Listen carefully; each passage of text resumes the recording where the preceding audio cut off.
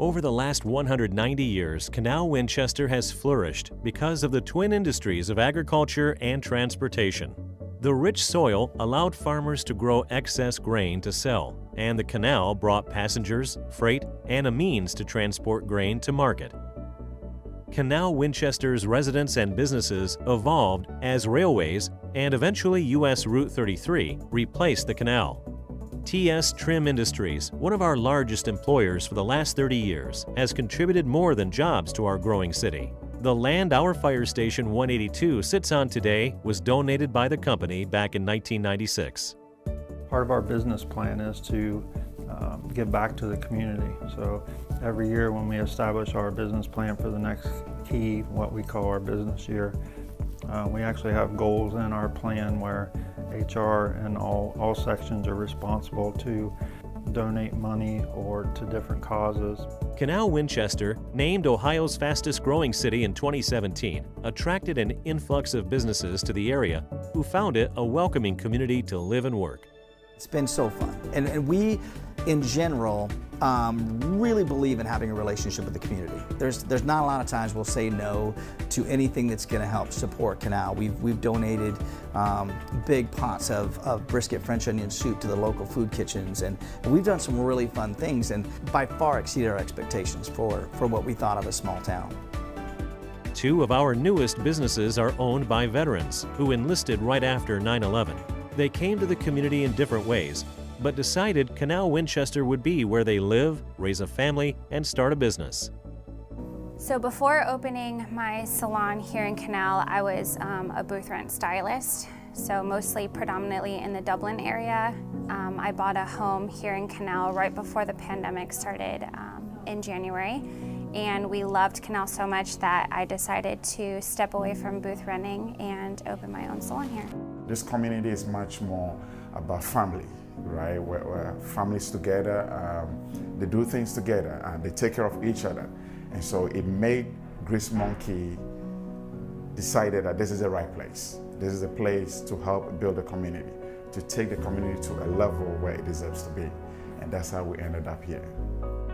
Canal Winchester Chamber is committing to welcoming and supporting businesses through not only changes in our city, but through the business environment evolution as well. The Chamber is important to the community and local businesses. We try to be, I think, for lack of a better word, a liaison between the community, our membership, and even our elected officials. We're always listening. We're listening to what the community has to say, we're listening to what our membership has to say, and then we're taking what we hear to our city leadership, but we're also listening to what they have to say. And the current environment is tough. With supply chain and staffing challenges, please remember to be kind to the ones who showed up to keep you going. The Canal Winchester Chamber, powered by people.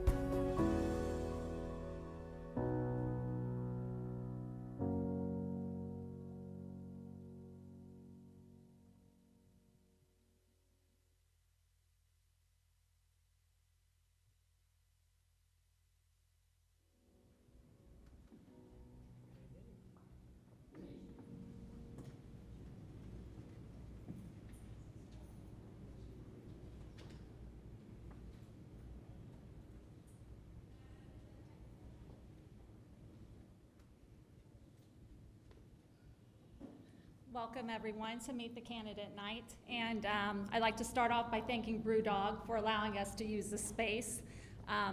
It's always a benefit to have a company like this in our community. I'd also like to thank all of you for being here and for submitting your questions.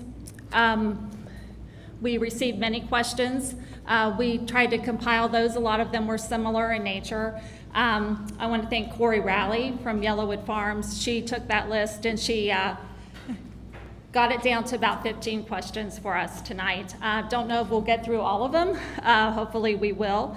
The candidates will have 90 seconds to respond to each question. They will go in a random order. And lastly, I want to thank all of our candidates for being here tonight. Patrick Shea, Laurie Amick, Jill Amos, Chuck Carpenter, Ashley Ward, Brandon Horde, and Chloe Green. and we will get started right away because we do have a lot of questions.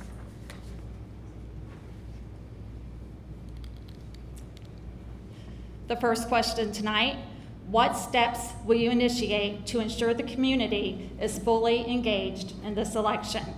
And first to answer is Chuck Carpenter. Thank you very much, and thank you for showing up tonight and supporting this endeavor to find out a little bit more about all of us candidates that's running for City Council. The question was, what steps will you initiate to ensure the community is fully engaged in this election? Well, I'm going to be going door to door and try to get the homeowners' endorsement for their vote for me on November 2nd. But we'll also encourage them to get out and vote, not only for me, but as a City Council person, but for the passing of the Canal Winchester Charter.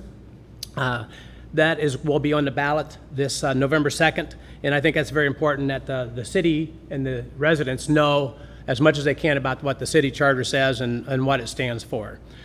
I will also encourage them to send to Congress. So I think and and the charter.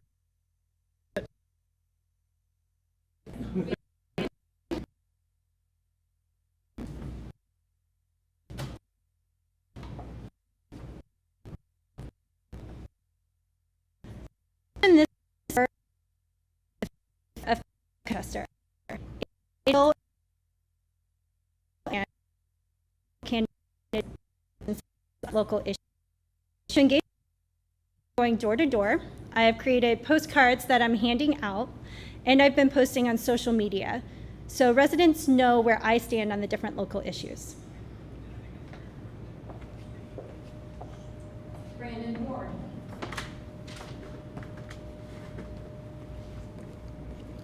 Good evening. First, I would just like to thank the Chamber of Commerce for hosting this event. I would also like to thank all the candidates for making it here tonight, and to all the residents who showed up to attend in the middle of COVID still ongoing. So thank you everyone for that. In order to get voters engaged, you have to meet voters where they're at. And for me, that means going door to door. That means making posts on social media and really just engaging with voters. Local issues are some of the most important issues on the ballot every year.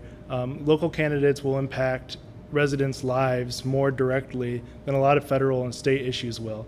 So I think it's really important for me and the candidates to get out into the public and really engage with all of you through conversation. And also I intend to follow up with all of my supporters who I have their phone number or email with Get Out the Vote efforts to make sure that voters are showing up to the polls. Thanks. Jill Amos.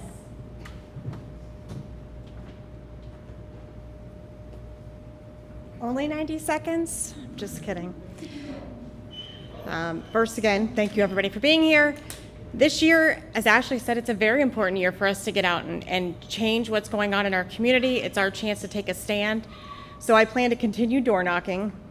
I too have invested in some nice, lovely postcards, which I will decorate your front doorsteps with very soon. But the other thing that's very important is we have a lot of new residents.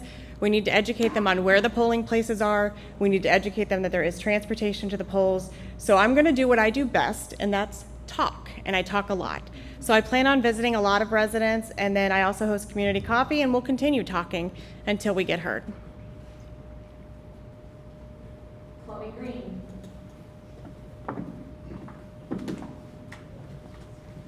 Good evening.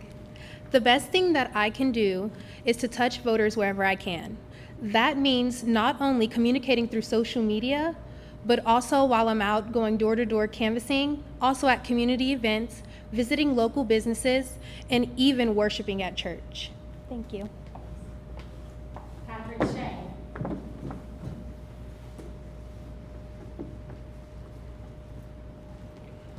Thank you everybody for being here. My strategy for voter engagement is quite simple. I'm going to meet voters wherever I'm at. Whether I'm having breakfast at the Wigwam, I'm having lunch at Harvest Moon, I'm having dinner at Shades. That's where I'm going to talk to people while I'm there. When I'm at my children's soccer games, when I'm at football games, and then when I'm also going door to door to speak to people about what's going on in the community, what my beliefs are about the community, why I feel that way, and why it's important. So hopefully I'll get to meet y'all as I'm going around town and knocking on doors. Thank you so much. Lori Amick. Patrick was supposed to be my salvation. Good evening, everyone. Thank you for coming out tonight. I'd like to thank the Chamber for hosting tonight's event, thank my family and friends and my walking billboards up here, and my fellow candidates, and I wish them the best of luck. So one of the things we need to do for this election is encourage voter turnout. There aren't a huge number of issues on the ballot this year, and we need to encourage people to get out and vote because this election has the greatest impact on them locally. The second thing, like my fellow candidates also said, I'm already beating the pavement. I went out and met with a lot of people yesterday, which was difficult considering the Bengals, the Browns, and the Steelers were all playing yesterday. But I got to talk to a lot of amazing residents, and so I'm really glad that I had that opportunity to meet and greet people. Thank you.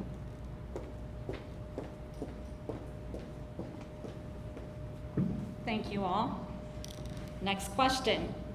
Do you believe we have a crime issue in Canal Winchester? If so, explain how to fix the problem. If not, cite your reason. First to answer, Patrick Shea.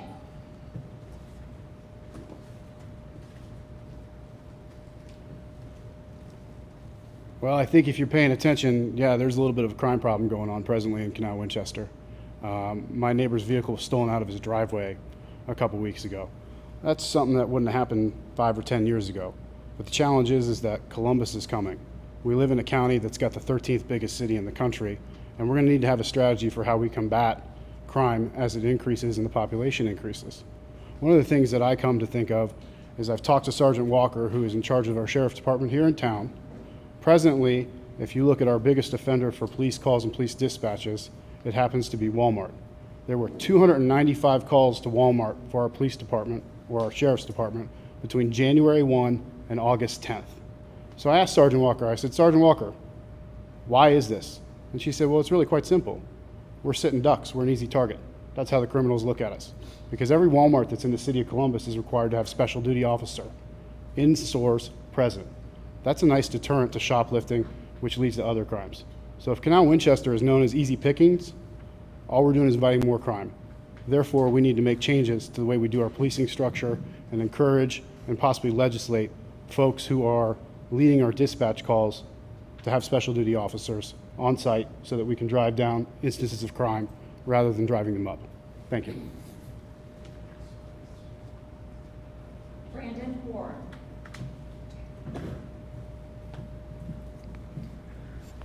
Like Patrick said, I also agree that we have seen an increase in crime in Canal Winchester.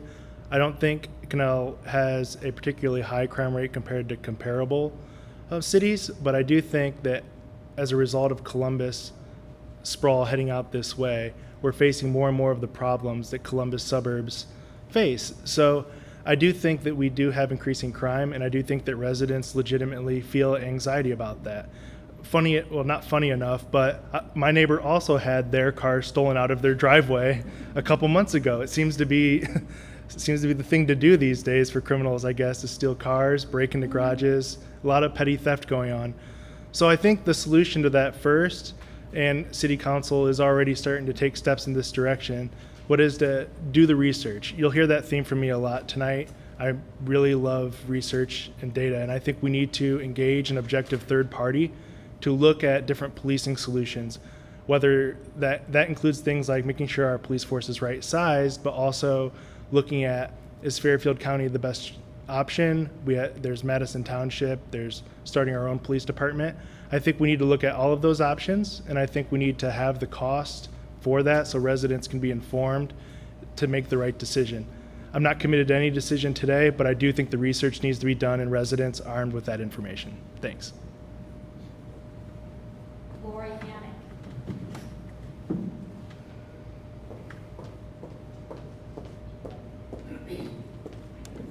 Thank you. I'm sorry for the tall people. I have to keep moving the mic down.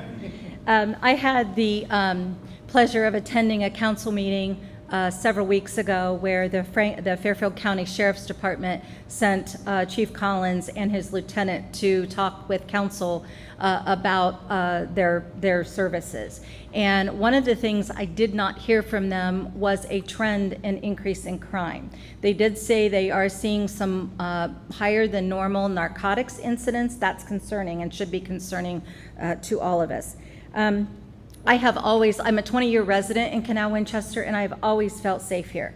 I have never personally been the victim of a crime in Canal, Winchester. I walk at night. I've never been scared in any way, shape, or form. However, a few weeks ago, my husband and I woke up to leave for church, and wouldn't you know that our truck sitting in our driveway, parked up close to our garage, had been ransacked. And the joke was on the criminal because if they were looking for cash, my husband had a penny on the floorboard of his car. So they didn't really get anything, but it was disturbing to me that someone would be so brazen as to come up into my driveway onto my private property and open a vehicle and go through our belongings. We'll talk a little bit probably tonight about whether or not Canal would warrant a need for their own police department. And honestly and truly, I'm with Brandon. I would have to say the data needs to support it. If I'm a taxpayer, I need to know what I'm getting for my additional tax dollars. Thank you. Chris is giving me the time on. Ashley Ward.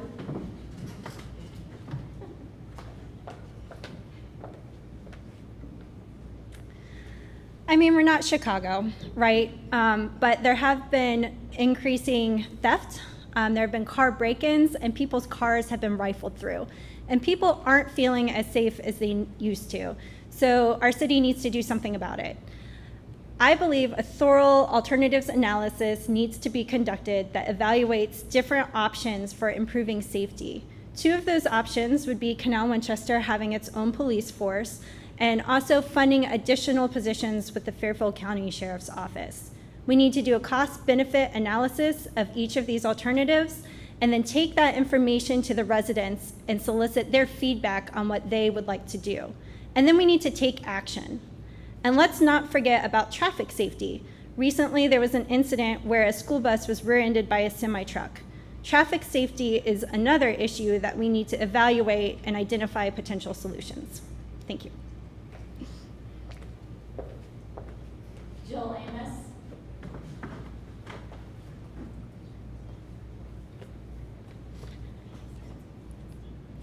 Problems.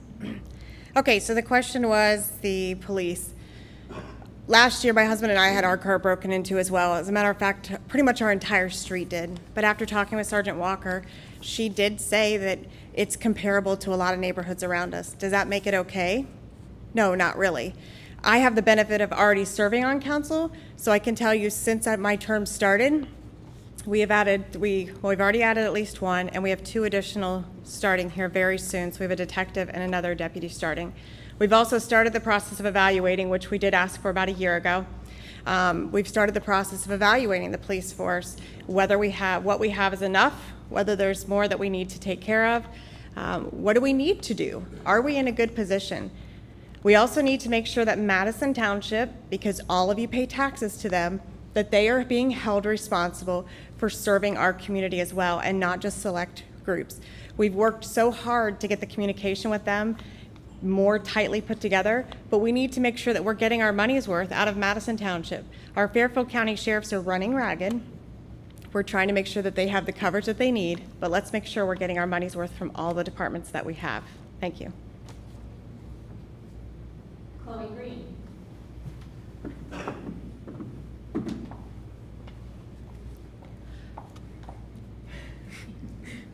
Sorry, gotta put it up a little bit higher. When it comes to crime in Canal, Winchester, I find it to be not that much different than many other places around the country. But one of the things that I believe that we can do is proactively explore the possibility of us having our own small-scale police force, even if it's 1 or 2 cars. We can also encourage our residents to be vigilant, to lock your doors. Although that may not stop a burglar who would break a window in a heartbeat, but it would have them stop for a second.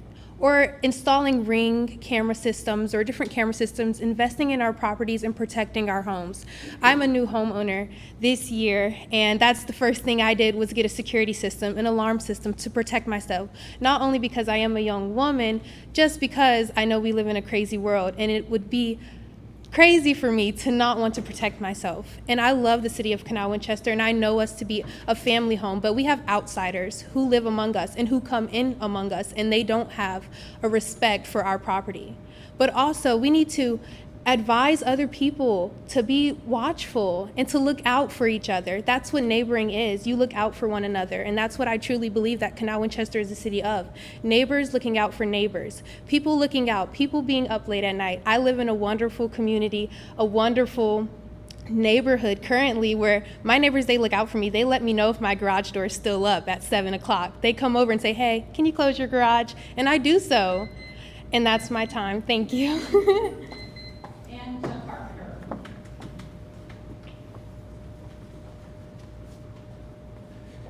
I believe we do have a crime issue, but unfortunately, it's like every other city in Ohio and then probably in the United States. I don't think we're any worse or any better than some of those other communities. We have had our fair share of crime with break-ins and retail thefts, and even I work at the golf course part-time, and we even had a break-in at the golf course, a couple break-ins actually at the golf course, and they've stole some vehicles and things of that nature. So obviously we'd be fooling ourselves if we tried to deny that we had a crime or a crime problem. That is why the city, though, is working with the Fairfield County Sheriff Department and adding additional patrolmen and adding a detective to get assigned to the Canal Winchester. And also I want to point out that the Fairfield County Sheriff's Department has the same people working here all the time, so it is similar to having your own police department without the added additional expense, which would probably be about $20 million roughly to start your own police department. I will say that I think the perception is worse, though, than the reality, because unfortunately there's a lot of social media going on, and I think a lot of those people either belong to the Canal Winchester School District or has a Canal Winchester mailing address, but unfortunately they are in Columbus. But again, that gets tied to the Canal Winchester crime issue. So I do support the putting together a plan or a plan of action and doing a task force study for both the Fairfield County Sheriff Department and the Madison Township Police Department.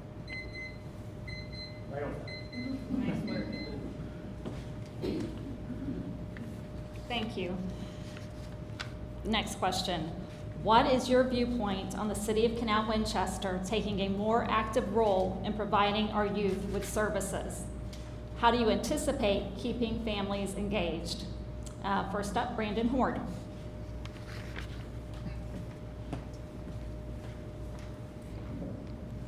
I completely support the city taking more steps to keep youth involved in the community.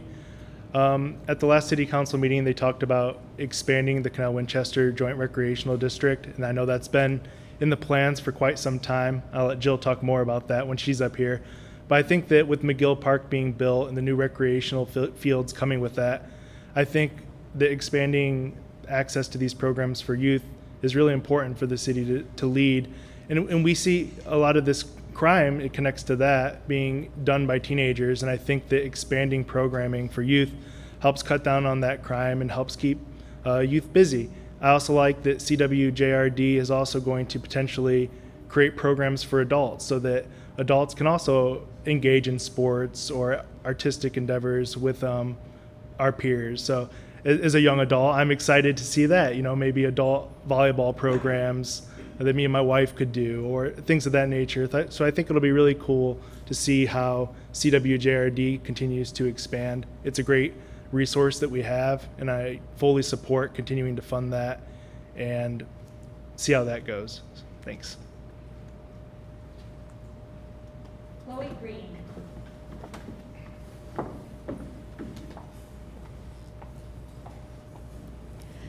The City of Canal Winchester could take on a more active role for our families by continuing to invest in our schools and building out new facilities for our kids. I anticipate on keeping families engaged by ensuring that families are aware of current services that our city does have to offer, and also researching other services or businesses that might be beneficial to come to our city.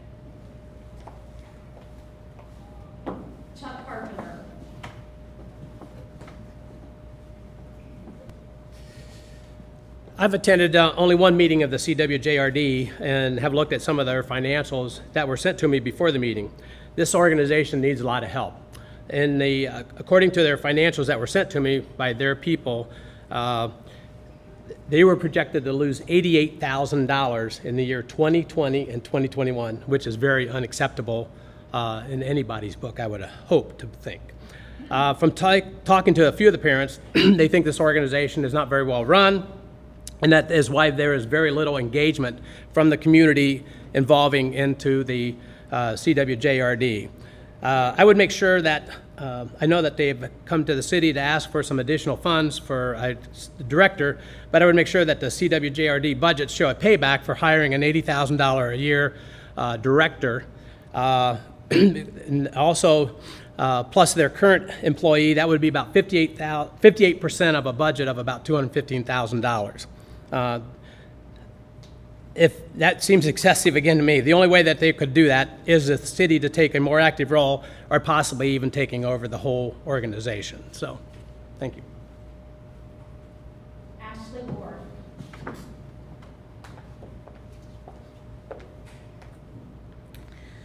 I think it would be great for the city to take a more active role in providing our youth with services.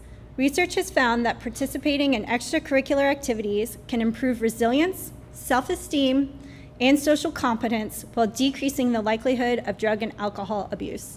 This issue is really important to me. I have 3 kids who participate in the Canal Winchester Joint Rec District sports, soccer and swimming, and a husband who's a Cub Scout den leader. And I will say that our experience has been very positive so far. But one thing I've noticed is that we're always begging for parent volunteers to be coaches or to be den leaders. So one thing I'd like to look into is ways to incentivize parent involvement. I've also heard from a couple of parents that finances can be a barrier to participation. And I know that there are programs available and in place to help with that, but I'd like to learn more about that and explore if maybe that needs expanded or just advertised more. Maybe parents aren't aware of that. Lastly, I would love to expand options. I think it would be really very cool to have a science program, and that's something I would personally love to be involved with. Thank you. Lori Amick.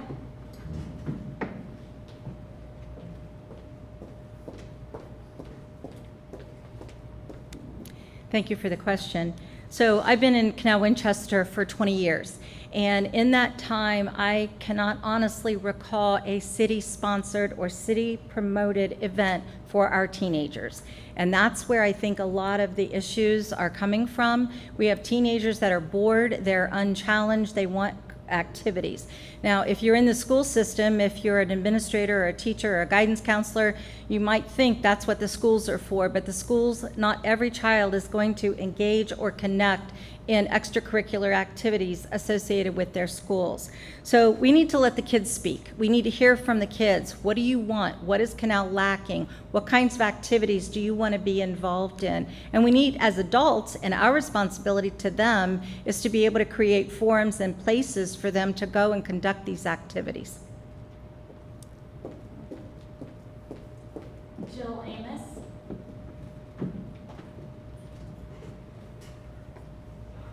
I serve on the JRD, and Mr. Carpenter's information is quite miscued, but I'm not going to waste my 90 seconds on that, but I would be more than happy to share with you the correct information if anybody ever wants to know. Just so you know, about 2 years ago prior to COVID, the JRD started a plan called P for P. And while that name annoyed the crap out of Will Bennett, because I kept saying P for P and P for P, it stood for Plan for Progress. And what the Plan for Progress was a way for the JRD to start developing more programs. Right now we house youth. We service 33% of the school population. That's not enough. Some of these kids don't play sports because they can't afford it. Some of these kids don't play sports because they're not aware that even exist. I can't tell you how many times I get, where can my kids sign up for this? They have no idea we exist. So we started a Plan for Progress, and then COVID hit. But our plan was to not only teach these kids sports, but to finally get to the students who aren't athletes, who love science, who love art, and then figure out a way to get them engaged in our community. When my son graduated high school, my oldest, they had Fight Club after school. The kids would all find a yard and they would fight in it, and that was fun. And now we have dangerous TikTok challenges, and that's fun.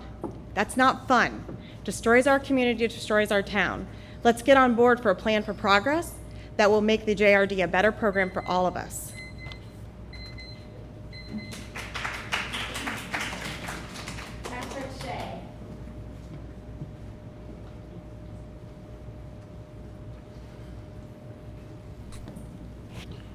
So I've been here 18 years. I've raised my daughters here. They've participated in the joint recreation organization. That's what the shirt I pulled out of the dresser last night when I coached soccer many years ago said, because that was the first evolution of the joint recreation district. Now we have the joint recreation district, and it does a nice job. I also officiated for the swimming team because they needed somebody who had a knowledge of the swimming. Volunteers make up the essential backbone of what it is. The challenge is that we've gone from a city, a town, a village of 3,000 to a city with a population of over 10,000 now.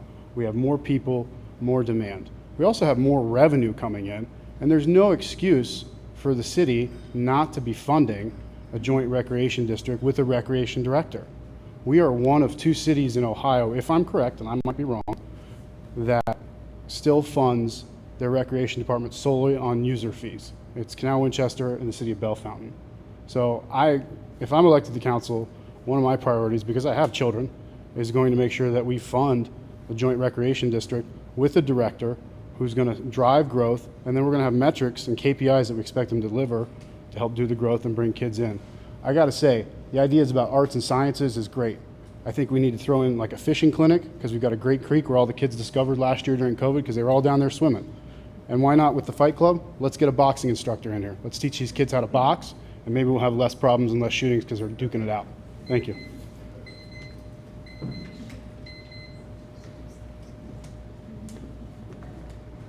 Thank you all. Okay, this next question is a mouthful, so here we go. Please describe any social, business, family, and/or similar relationships you have to any current, elected, or appointed city office holders and/or principals in industrial, commercial, retail, or similar development projects that have or may become before council. And first to answer, Ashley Ward.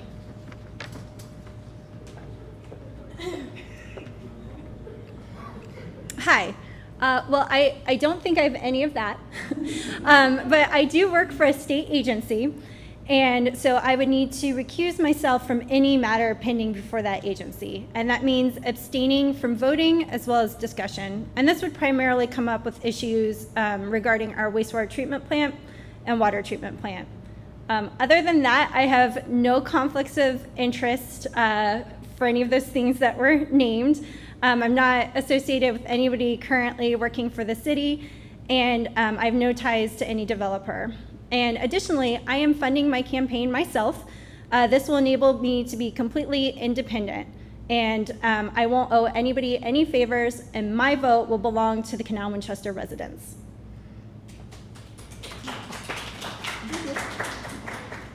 Jill Amos. I serve on the Canal Winchester Historical Board. Therefore, sometimes I do work with a lot of the local businesses because they are also part of the Historical Board. Outside of council, I am friends with 2 council members, Mr. Bennett and Mr. Lynch. I've known Mr. Bennett since PTO days at elementary school, so we go a little far back. Mr. Lynch I met probably 10 years ago during a parade, actually. So that would be my extenuating. I too am paying for my own campaign because I believe it's important for me to represent the community, and I want to make sure that I do that all on my own dime because I chose to run for you. Thank you.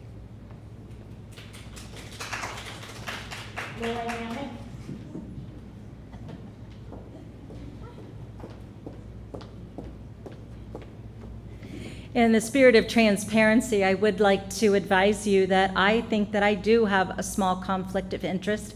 I currently sit and serve as the vice chair for Canal Winchester Human Services. And Councilman Milliken is our liaison to the city and to City Council, and Councilman Kuhlman also sits on our Board of Trustees.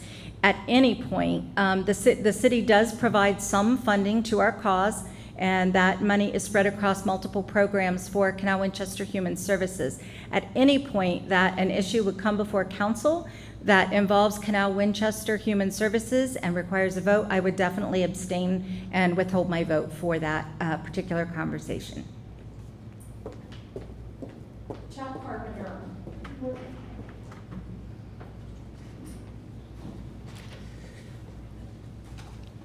I was born and raised here in Canal Winchester, so yes, I have many old friends and new friends here in various positions.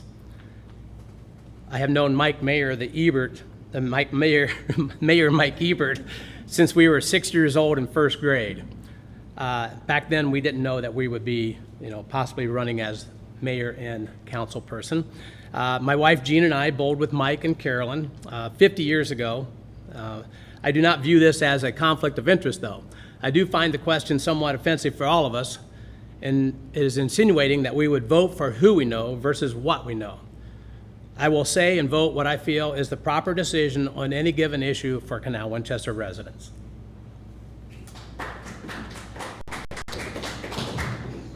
Patrick Shea.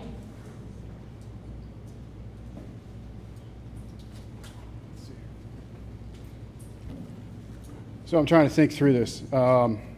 I know a lot of people in town. I know a lot of business owners. I've been a business owner in town for 15 years. We built a property in the industrial park in 2013. So doing that, I had to work with the development director, the planning people, the permits people, the plans people. Does that give me a conflict? No, because once I was done building it, the only time I see them is when the abatement committee comes through to look at our building and make sure that we're doing what we said we were doing and producing the jobs that we said that we were going to produce. In terms of relationships, let's see here. I live down the street from Jill Amos. I've known Pat Lynch for 20 years. I live down the street from Mike Walker. I live down the street from Will Bennett. So yeah, I know a lot of different people. Does that put me into a position of conflict? No, I think the only time I would get into a position of conflict is if it was specifically addressing a property that I had a financial interest in. And at that point, I would absolutely abstain because I have no business voting on that because that would be a clear conflict of interest. Chloe Green.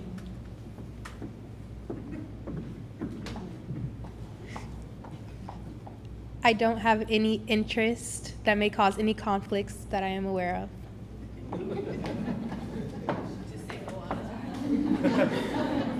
Brandon Moore. I also do not have any conflicts of interest that I am aware of. Over the course of the last 6-7 months, I have been attending a lot of council and zoning meetings, and I have gotten to know many of the council members and the city employees as acquaintances. But as a newer resident, I actually think that that's one of my biggest strengths, is that if elected, I'll bring a fresh perspective and an objective set of eyes to the issues the city faces. So, thank you.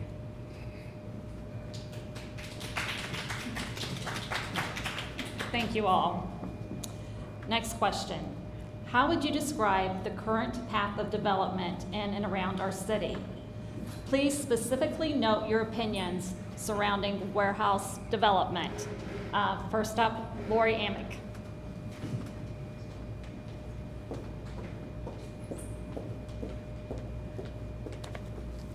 So I get the softball.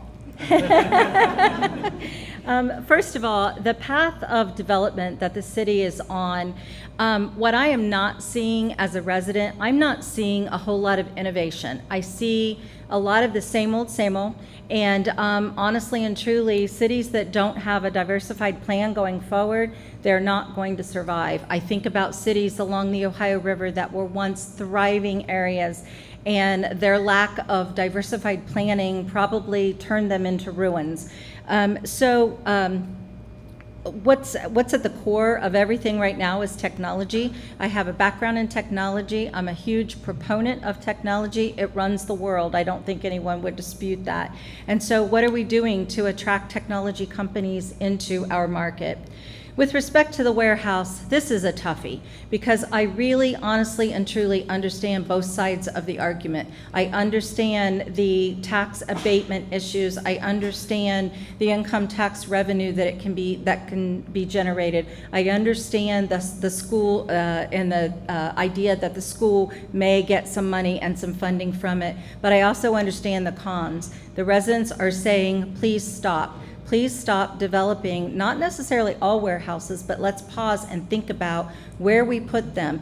Warehouses are not something that you can easily change.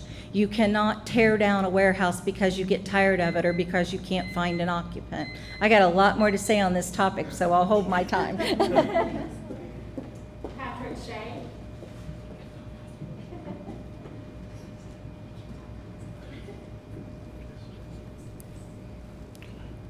So presently we're standing in a light industrial manufacturing building that received an abatement that I don't think anyone in this town is going to argue, unless you're upset about the fireworks on occasion, has been bad for town. It's generated tremendous traffic, tremendous jobs on the income tax from labor that works here, and then also additionally property taxes that are coming from the abatement. In addition to that, my office is in the industrial park. Across the street from me is the NIFCO warehouse that they built, and I think they spent $7 million to do that. That's quite an investment. There's a lot of jobs that happen over there. In addition to that, you have NIFCO's North American headquarters located in Canal, Winchester. I don't know if any of you folks have ever been back in the industrial park, Canal Point Industrial Park. It's a beautiful development. Everything is extremely regulated, very clean. When it comes to warehouses, I think I have a little bit of a better understanding than most folks because I run 4 warehouses in 2 states. I've worked with economic development people in 2 states on warehousing projects. Do I think warehouses are bad? No. Do I think that mistakes have been made with the development of warehouses in this town? Yeah, I think there's some room for improvement. Whoever decided to put them behind Kroger and not have a traffic plan, well, I actually went and told Lucas that was absolute shit, and he probably should have done a better job about it. He told me that he's waiting on ODOT to give him money to get to Groveport or up to Bixby, but the truth of the matter is that's an absolute disaster. What happens on the north side of 33, I think that's a little bit of a better area. I'm finished. Brandon Moore. I think economic development in Canal Winchester has been aimless, somewhat driftless, and without a comprehensive plan. We haven't had the proper leverage to get the development we need. Where I cut my teeth on economic development was on the 10B Equities warehouse that went in that was approved south of Winchester Boulevard. There was a forest there that was standing for over 100 years. In 2019, with no pressure at all, we decided to remove woodland protections from that woods, which would have preserved it. 2 years later, we could not stop the removal of those trees. They were bulldozed to make room for another warehouse. I called several city departments. I talked to Dick Miller, the urban forester. I talked to Lucas, our development director. I talked to Andrew in zoning, and I got kind of wrung around in a lot of ways. There was a lot of conflicting information, and the biggest thing I felt is we really need this comprehensive plan. Where the city does have leverage, we're giving it up for nothing, and where we don't have leverage, we're just kind of letting whatever happens. When we pass this comprehensive plan, we're going to provide Lucas and the city with the proper leverage to attract development that we want. And yes, warehousing and logistics is a part of the future here, but it can't be the only part. We do not want Canal Winchester to become an industrial town. So let's find a plan that involves tech, industry, more restaurants, office space, and a balanced approach to development catered to a value-centered comprehensive plan. Thank you.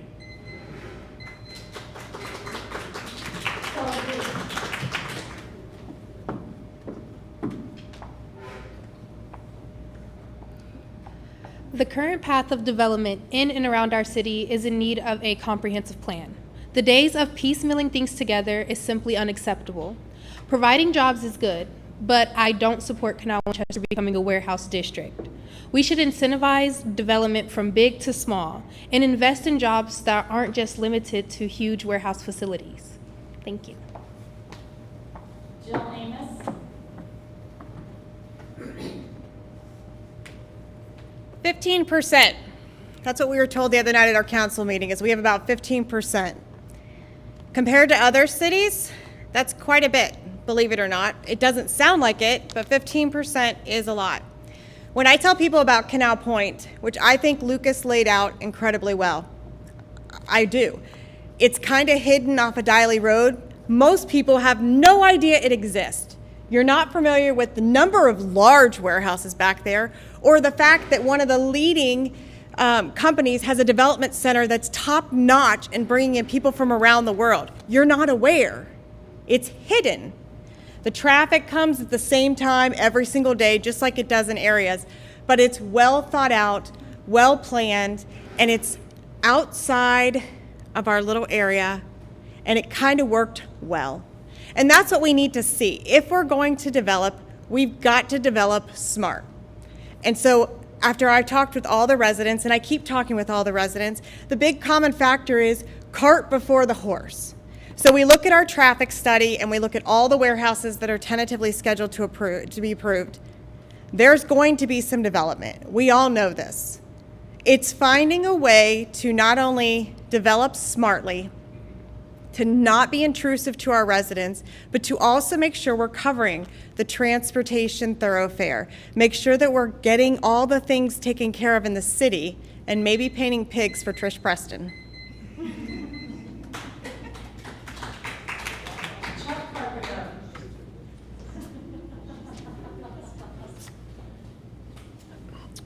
Well, I'm in full support of the city council and elected officials on the decisions that they made on the current warehouses, especially the ones that have been built.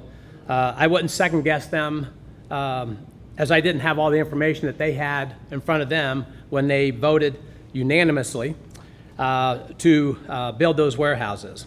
I have no problem with the current direction versus some of the alternatives that I've heard.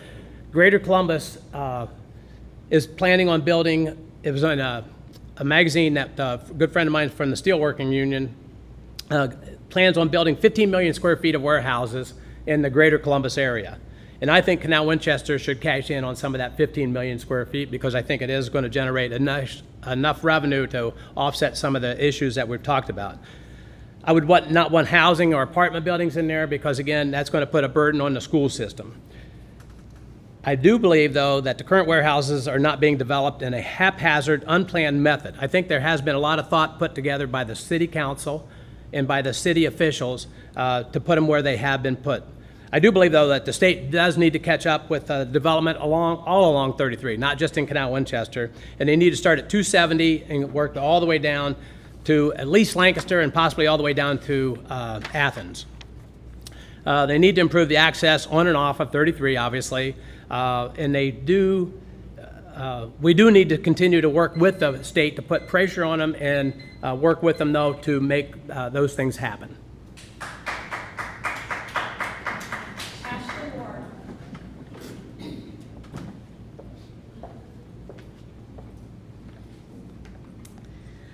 I think we're doing fine with residential growth. I personally like low density, slow growth that our school system can keep up with. I would describe commercial development as haphazard. Brewdog was great. The warehouses behind Kroger that received 15-year tax abatements were terrible. The proposals for 4 additional warehouses that Planning and Zoning recently voted against recommending are also terrible. Warehouses have few jobs per square foot, an issue that will be exacerbated by increasing warehouse automation. Additional truck traffic means more congestion, more safety concerns, again, a semi-truck recently rear-ended a school bus, and more wear and tear on our roads. To be clear, I'm against additional warehouses. Local economies are strongest when there's a diverse mixture of different types of businesses, including local businesses. We need a development plan and a city planner to facilitate this, and we can do it. Columbus is the fastest growing city in the Midwest, and Canal Winchester has a lot to offer. We just need to dream a little bit bigger and plan a lot better.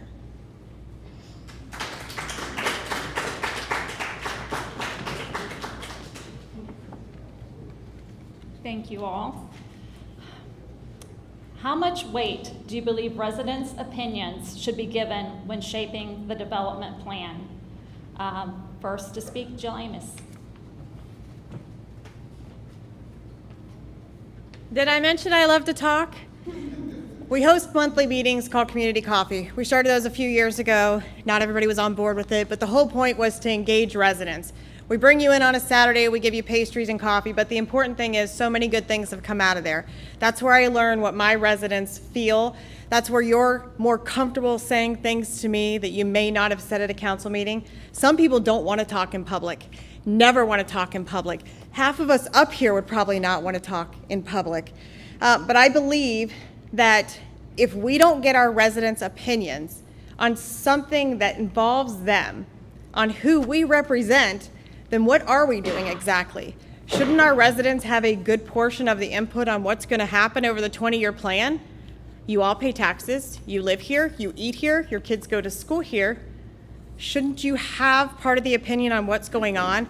Why should you let just 7 people decide what your future is? We're here to represent you, and if we're given the opportunity to bring you in and make you part of this process, it's a definite must for me. Thank you.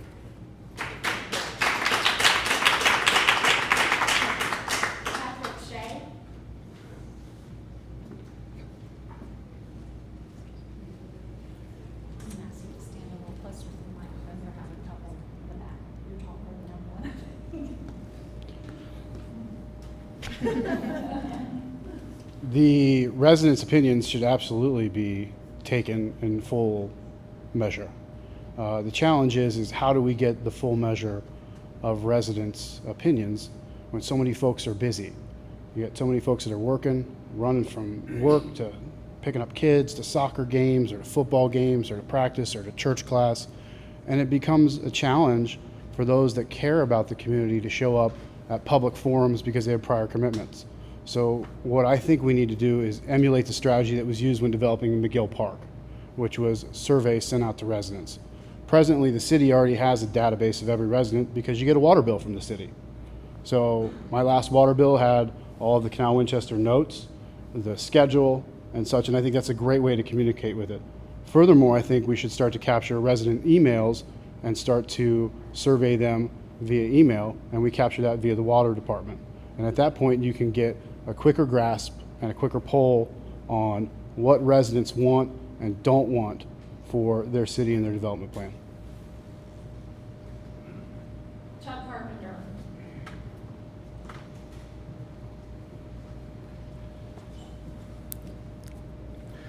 Well, obviously, there should be a considerable amount of weight given to all the residents of Canal Winchester.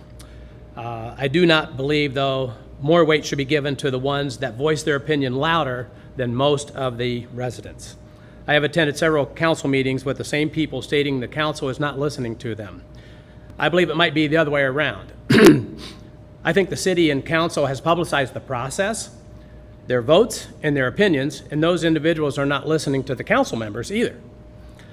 I think that if we were to get everybody involved by going to have neighborhood meetings, as all the candidates have said, we're trying to encourage people to get involved when we knock on the doors to get endorsed by their votes.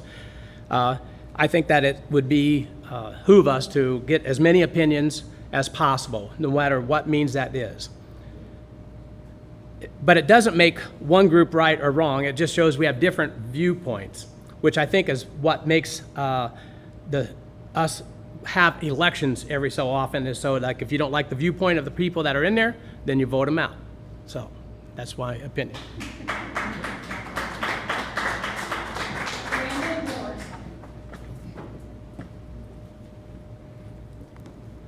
I do think that engaging residents is a key part of the comprehensive planning process, but I really think that all stakeholders should be equally involved at the table, including local businesses, places of worship, nonprofits like the Chamber of Commerce, Destination Canal, and the various city government offices, for it to be, and the sheriff's office as well.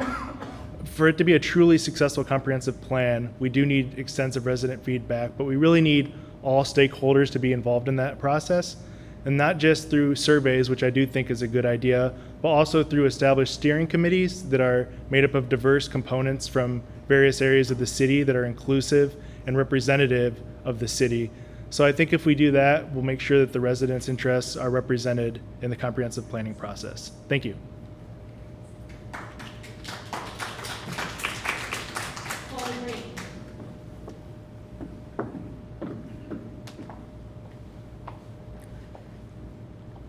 I absolutely believe that the residents should have a voice in shaping the development plan. Residents pay taxes and do business in Canal Winchester. They should always play a role in any decision that ultimately affects them.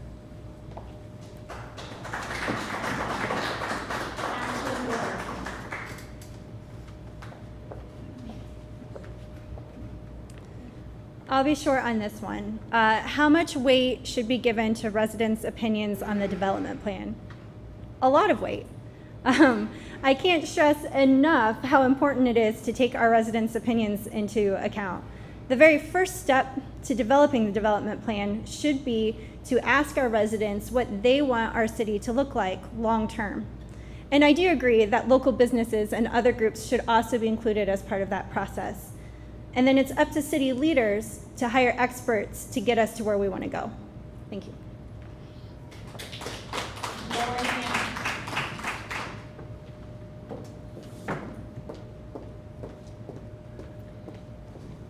Of course, this is a no-brainer for me. You must include the input of our residents. They are taxpayers. They pay the salaries of city leaders, whether it's council members or the people who are actually employed by the city. What I do think it is very important is to get diversified input from many. The other thing that I think is really, really critical is until I started becoming very engaged a couple of years ago in community coffees and whatnot, I was totally undereducated about issues around annexation and zoning, property owner rights, what you can and cannot do. What is the city able to control and what are they not? I think there's a huge aspect to educating our residents about what are the limits there. So again, I think that you want to get the input of residents, businesses, even farmers. We're a farming and agriculture community. We need to get the input of many people so that we can make the best decisions and the most diversified decisions going forward.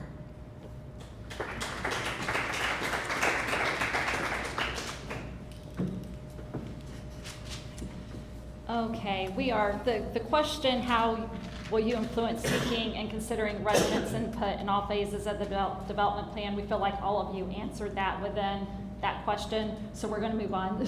Did you have something? I didn't know. Okay, well then we'll go for it then. So thank you all, and then the question will be, how will you influence seeking and considering residents' input in all phases of the development plan? Chloe Green, you'll be first.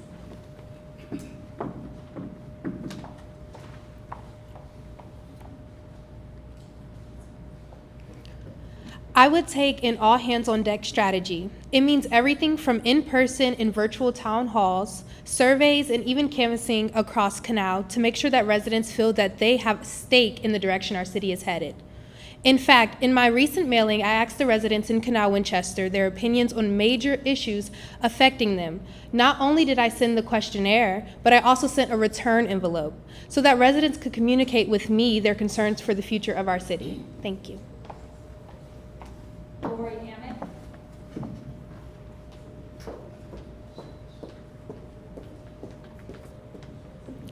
First of all, we have to make sure they're aware of the opportunity to do so. If they are not aware that a particular issue or subject or decision needs to be made, how can they provide their input if they don't even know that there's a topic on the table to be discussed? I think back to one example, the Charter Commission.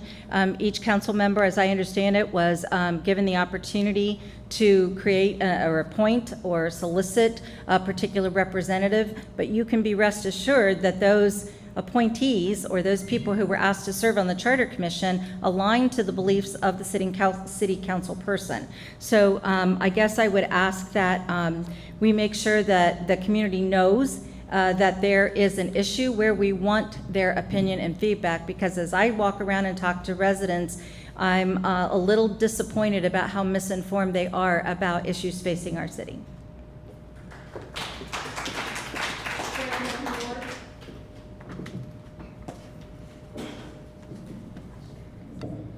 I think in order to get residents engaged and involved in this planning process, we need to meet residents where they are at. And that involves a holistic solution to communication. And yes, that includes social media and online communication as well, but it also includes physical posting, talking to your neighbors, just spreading the word.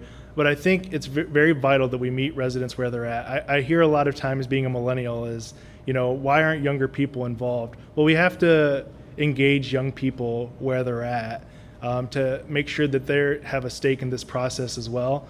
Same with newer residents, because especially for the younger residents, we have the most to gain or lose from this process just by the sheer fact that we'll be here for a very long time. So I do think it's important to make sure that we are engaging residents of all demographics where they're at. Thank you.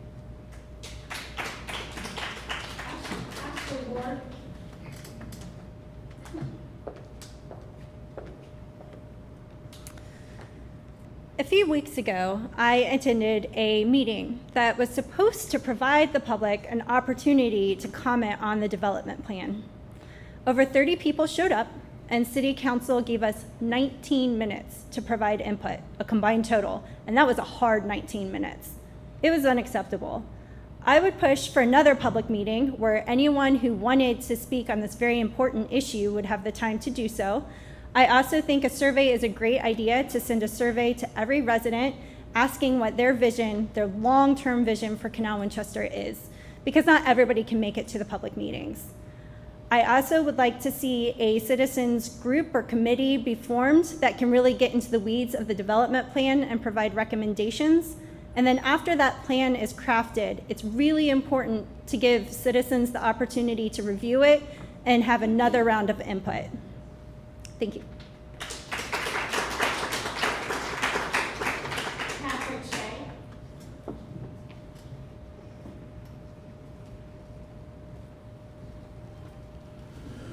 So I'm a big believer in the KISS principle, and just keeping it simple. Everybody in Canal Winchester who receives water service from the city gets a water bill from the city. If you're still on a well, you probably shouldn't be, because unless you got a good RO system. That being said, it's very simple. You have the address of every homeowner, every resident, and you slide in a survey with the water bill. They're going to open the water bill because they're going to pay it or they're going to get their water shut off, and you ask them for their opinion. If they choose to engage, they choose to engage.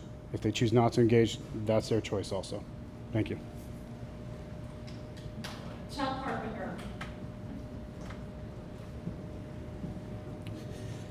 I will encourage people to get engaged by knocking on the doors, and when I'm seeking their endorsement to get involved with the community development plan, because I think the community development plan is a very important instrument going forward to let everybody know where we have a direction of where we want to be in 10, 15, 20 years from now, and keep that as a living document, because again, things have a way of changing pretty rapidly in today's climate.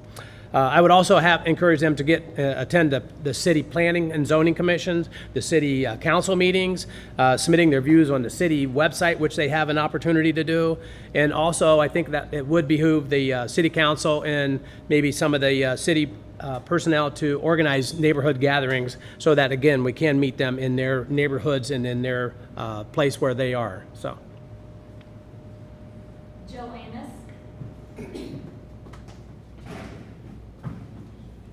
Council is not a job that you just do on a Monday. Every other Monday, you don't just show up, serve your 2, 3, 4, 5 hours, and then go home. You have to be willing to meet the community where they are. So one of the big things is that we have to get the word out. I agree wholeheartedly with Ashley. The night that we invited our public, we have said time and time again, people don't show up. Not me saying this. People don't show up. People don't show up. They showed up. I voted no to close the meeting for a reason. I didn't agree. People showed up to talk, and we shut them down, and that should have never happened. We have phone numbers. We should be making those group phone calls that blast everybody in the city. We should have multiple meetings. We're all busy. We have kids, we have jobs, we have all sorts of things in our lives. There should be multiple chances for residents to come in. When they come in, let's sit down, small groups, start talking to them, see where they can best benefit us. Maybe they work in development, maybe they work in agriculture, maybe they work in technology. What can they bring to the table to help us expand on what we're trying to do with this city? But we have to, as council members, also be willing to sit there and talk with them. If we're going to meet them where they are, let's have the conversations where they are and find out what can they bring to us. We have a person sitting in here that serves on another commission, has been a wealth of information. That doesn't even affect our city necessarily, but it does. Thank you.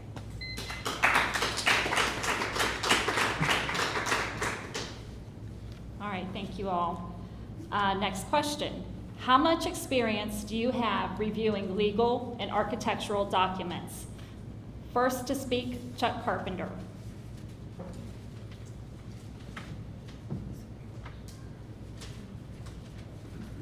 Kind of goofed me up. I got the questions out of order here than what was given to me, but that's okay. Throughout my career, being a small business owner, I've had 2 small businesses. I've had to review and go over a lot of legal documents. I'm not a lawyer by any means, and I believe that's why we have legal counsel that we would lean on fairly heavily and use their expertise if there's any questions in my mind. One of my jobs was working with a family run property management company. So for the architectural documents, we had to build and remodel homes and businesses. So I'm somewhat familiar with the architectural drawings. Again, not an expert by any means, but again, I would not be hesitant to ask any questions of the people that have that knowledge. So, thank you. Jill Amos.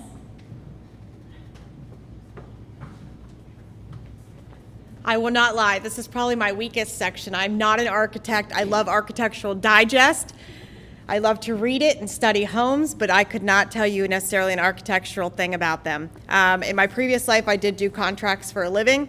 I do read a lot of them. A lot of it is redundant. You will love reading them, and if you ever want to do it together, that's fine.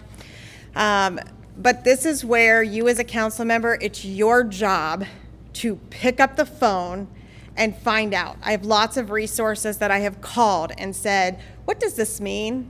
How do I interpret this? What exactly is this saying to me, and how does it affect me?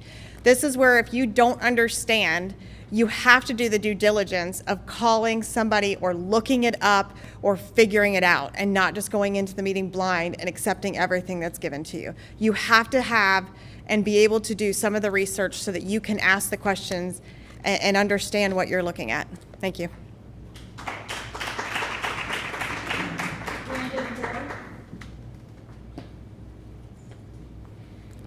This is a question I was excited to get because I've spent the last 9 years working in compliance and risk management and audit. 5 years I was a compliance manager at Fremont Federal Credit Union, and then since I've moved down here, I've worked at Kemba Financial Credit Union. Every day I dive deep into federal and state regulations, laws, procedures, Reg C, Reg D, TRID, HMDA. All of these documents are very detailed and in-depth, and I enjoy, I'm not just good at it, I enjoy sitting down with a nice long packet, sifting through it. And in the months I've been attending city council meetings, I've seen how often city council gets bombarded with very complex documents from planning and zoning, from all these different departments. And I like sitting there and going through them, and the devil's in the details, they say, and you have to at least have a basic understanding on how to sift through these and bring a critical, objective eye to those documents, because there's a lot of good info in there. So yeah, I definitely have experience with legal documents. Architecture, I do not have experience in blueprints and things of that nature, but as several of the other candidates suggested, nobody can know it all, and that's why we have subject matter experts in many different areas that we can ask for advice. And I'm not going to sit up here and be arrogant enough to say I know everything, but that's why we have a lot of people we can consult. So, but when it comes to legal things, give me some regulations and documents. Love that stuff. Thanks.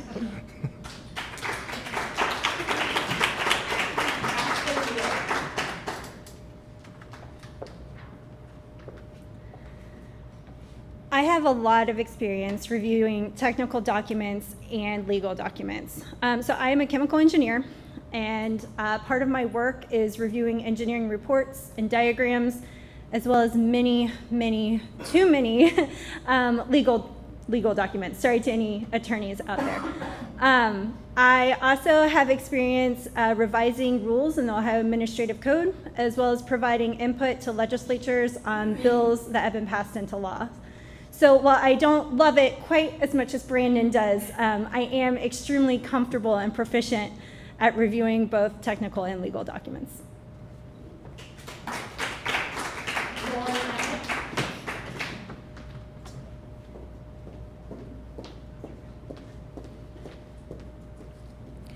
Believe it or not, I'm with Brandon. This is one of my most favorite things to do.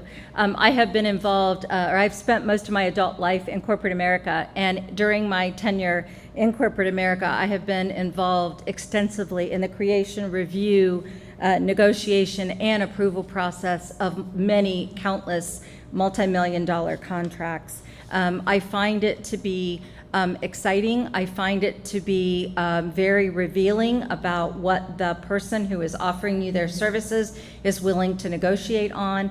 I've been involved from the forefront, so you have to know what are the must-haves, what are the non-negotiables, what are the things that you're not willing to bend on, and then you go to the negotiation table, and I always keep that ace in my pocket so that I'm prepared to pull out that negotiation card whenever needed.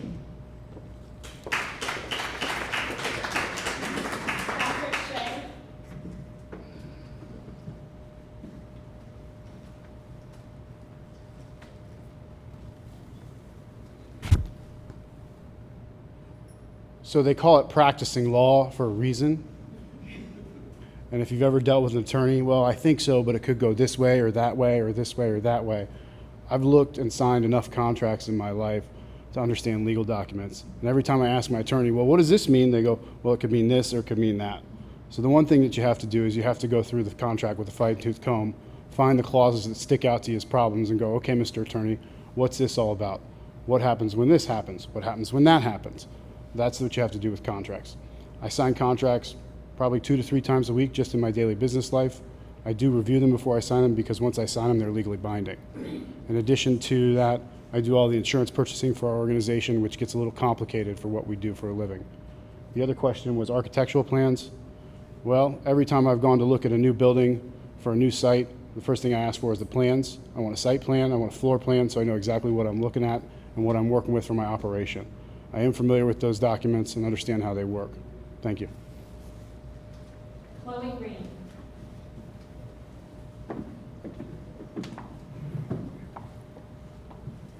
I have about 5 years of experience reviewing legal documents. I have been the office manager of a car dealership. As far as architectural documents, I currently sit on a board at my church in which we are looking to build a new building. On our land, we are looking to build a $1.5 million facility. I have reviewed the architectural plans and given input on the committee for the beautification of the project. I am the assistant director of an early childhood education center, and one of the many things I have done for our building is write and draw fire plans and also emergency entry and exit locations.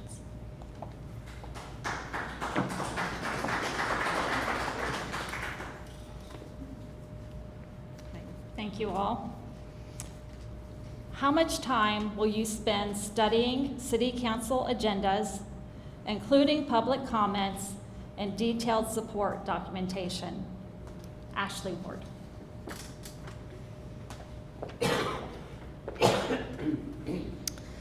The short answer is as much time as I need to spend to fully understand the issues I'm voting on, as well as residents' opinions on those issues. I've been to council meetings or listened to council meetings where residents have provided comments and they weren't even discussed, and I think this needs to change. I think this is a really important thing for members of council to do. They have to understand what they're voting on. Thank you. Chloe Green.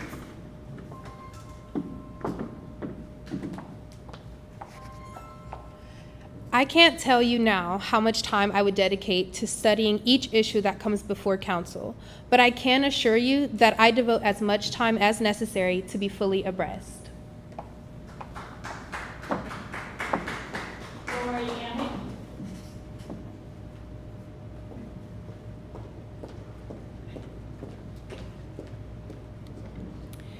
I do it voluntarily now. I'm interested and I'm concerned about our community. So I already look at the agenda. I look to see what's going to be presented at a council meeting, and then I dive in where I'm interested. If it's a proclamation to support childhood cancer, I don't need to spend time and energy on that particular item because that's a no-brainer for me. I automatically support that. However, when you talk about development, that is something where you need to dig deep. You need to look at every sentence. You need to look at the diagrams.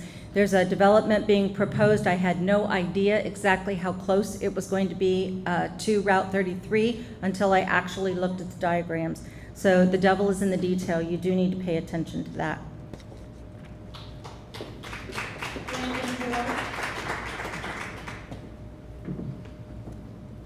Yeah, I think that reading council agendas and supporting documentation is a core part of the job responsibilities of a council member. How could I possibly face the voters who put me into office if I told them I didn't do my due diligence in reading all the documentation? And I'll promise you today that I will never vote for something that I do not understand. Thank you.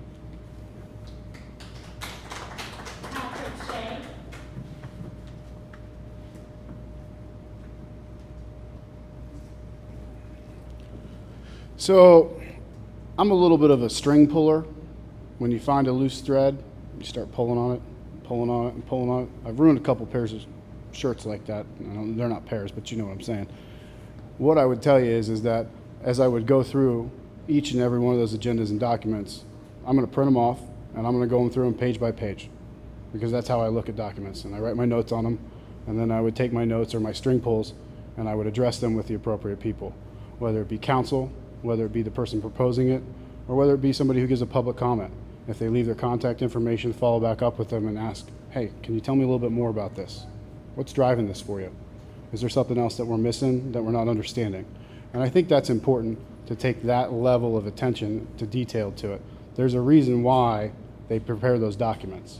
It's so that you walk into that room and you're ready and you know what's going on. And if you haven't done your due diligence and you haven't prepared, then shame on you. Jill Amos.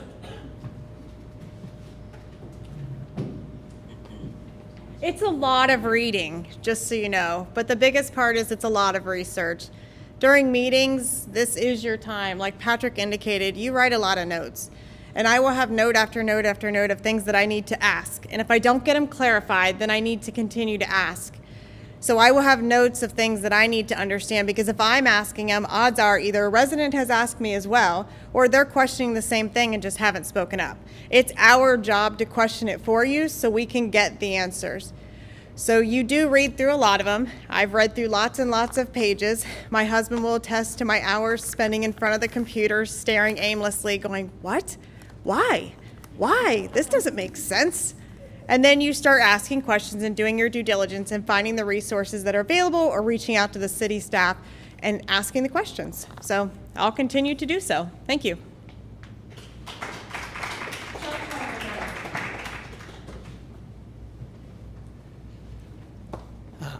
I can tell you I will spend as much time as it takes, which is, again, any meeting needs to be prepared. I'm a retired and only work part-time at the local Winchester golf course, so I probably have more time than most of the candidates up here, because I have, my kids are grown and we don't have to go to as many soccer games and softball games and everything else. But I think it is essential to prepare your time, prepare yourself going into these meetings so that you're not wasting everybody else's time by asking some of the questions that may have already been answered, or may already, may already be in the documents that you were prepared, or you were supposed to be prepared to talk about.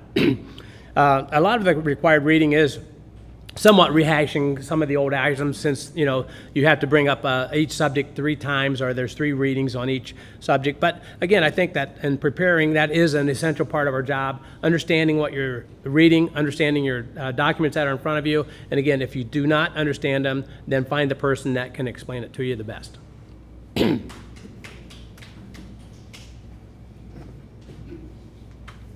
Thank you. The next question will be regarding parking. What will you do to resolve the general parking issues, as well as the handicap accessible parking issues of the downtown Canal Winchester area? Jill Amos. This is a hot topic with our community, first of all. We've had lots of conversations at Community Coffee about being pedestrian friendly. Last year we had a pedestrian hit in our crosswalk downtown. Parking is bad for businesses. We have our jewelry store who a lot of times just has people come in. They just need to run in, and they have an older clientele. And he says he doesn't have places for people to park, and he has to walk out, and they have to try to find them or make home deliveries. We have to figure out a better plan. So we actually had this conversation, and one of the things we discussed is, what are some options? As a city, we've discussed potential signs, but we don't want to clutter our neighborhood. Maybe it's the charity money booths that you have up at Easton. Maybe that's an option to start limiting time. Maybe it's that we expand that parking lot. In the Old Town Plan, there's actually a design for another parking lot in the back. Maybe it's time for us to start looking at that as we have more businesses putting themselves in our downtown area. So we have to start looking at the things that we do have, the opportunities that we do have, and how can we fix it? Because our businesses are losing business when they can't get people in and out quickly, and we need to make sure we take care of them too.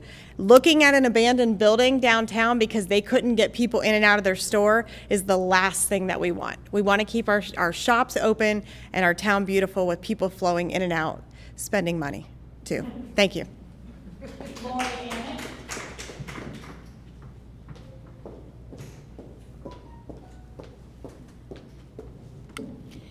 I think the first thing we need to do is agree that we do or do not have a problem. Is parking really an issue for downtown Canal Winchester? And my first reaction would, if you would have asked me this question a few months ago, I would have said, well, I've never had an issue finding a place to park. However, I attended a community coffee, and the same one that Jill was talking about. I heard a business owner say, I conduct mostly transactional business, and I'm losing business because my patrons claim they do not have an easy way to get in and out of my business. Some of them are elderly, some of them are handicapped, and they need better options. When we talk about our comprehensive plan, parking should be part of that plan. If we want to attract and retain businesses and get our residents and visitors coming to our downtown area, we need to provide public parking options for them. So when we think about it, and I'm not proposing a low-rise parking garage, but maybe that is the best option. It takes a smaller footprint. We have very strong architectural standards to make sure that it is aesthetically pleasing. And no, it's not something that we could afford to do in a year or 2 years, but maybe over time we create a plan and a funding model that would support a low-rise parking garage. Thank you. Chloe Green.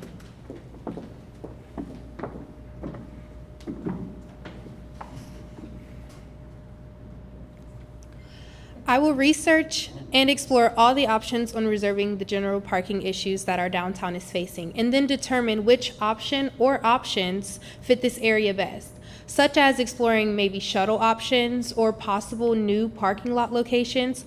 Also talking with the local business owners about the parking issues that they are facing and see if they have any solutions that they might be willing to give me, or even visiting neighboring cities' downtown areas to decide if there are any other solutions out there that we haven't yet pondered.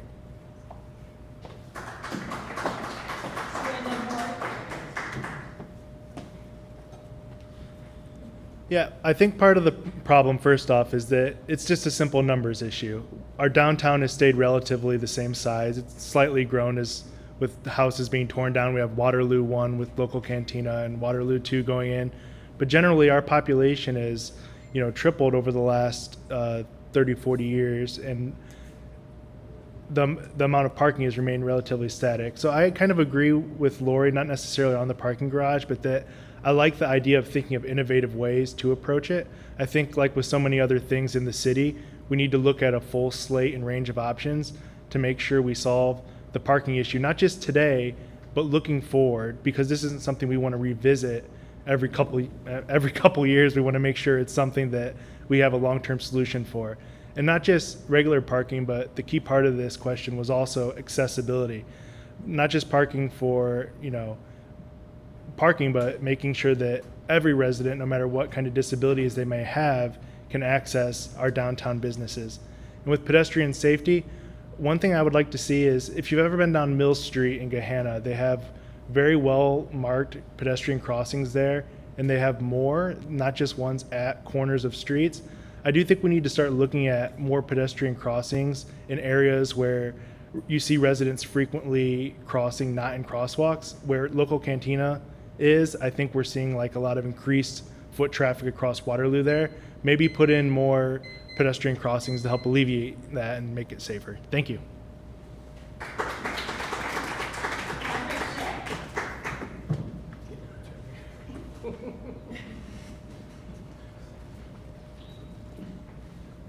I think we do need more handicap parking. You know, my dad died of cancer 10 years ago. In the last 3 years of his life, he had a handicap tag because he was so weak from chemotherapy. And I think that's something that we should consider. It wouldn't be that hard to add some more handicap spots downtown. That doesn't solve the problem of parking capacity downtown. Currently, downtown has a limit of 2-hour parking. You do have problems with people who work in local businesses parking downtown and staying there for more than 2 hours. So perhaps we need to have some enforcement mechanism of that 2-hour parking and encourage people that work in the residence and on their shift to park in the surface lots that are perhaps behind shades, behind the new town hall. Furthermore, if we can spend $3 million to acquire 45 West Waterloo and another $2.5 to $3 million to renovate it to be the new town hall, we can find probably $1 million somewhere in the budget to buy that nice empty lot that sits behind the old bowling balls. And what we could do there is we could use half of it for parking and turn the other half back into the community garden. Some of you may not remember that, but that was a great asset to the community where people came together and spent time together while they were tending their gardens. And I remember one guy set out a big old like ICB container of water so that people had water to water their crops. So I think that's something that we need to look at.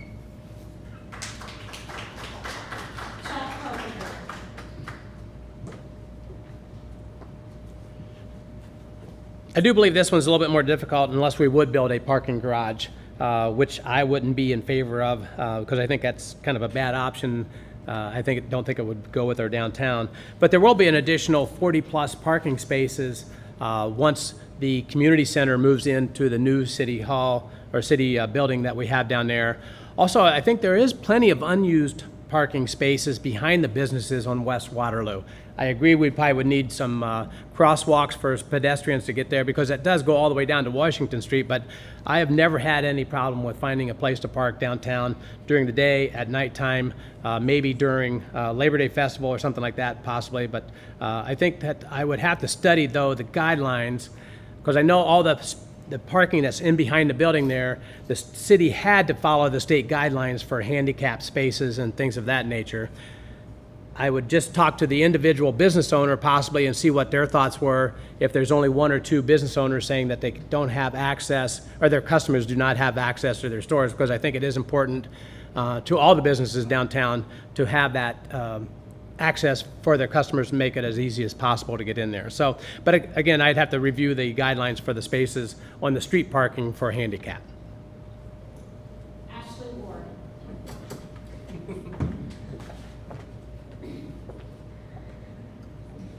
So the Old Town Plan actually did have a plan for additional parking. We didn't follow it. Instead, we gave a fantastic deal to a developer who put in the new apartment complexes with the retail space underneath, which is a very nice looking building. I think this is an issue that could be incorporated into our development plan, and then we should follow the development plan. And you know, our local businesses, our small local businesses have been vocal that we need additional parking downtown. And I think we owe it to them to listen and address their concerns. Businesses like Shaw's Jewelers, which has been a part of this community for a long time. My dad remembers them from when he was a kid. And I'm not saying he's old, he's sitting over there, but they have been around for a long time. Sorry, Dad. So I can't conjure up parking, right? At this point, I can't just conjure something up, but I think it's something we need to address in the development plan, and I think we need to look for opportunities for additional parking as our downtown changes.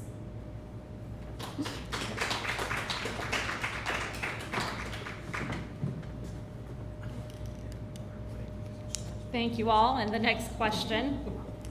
What is your opinion on using party endorsement in this and future elections? Brandon Horde.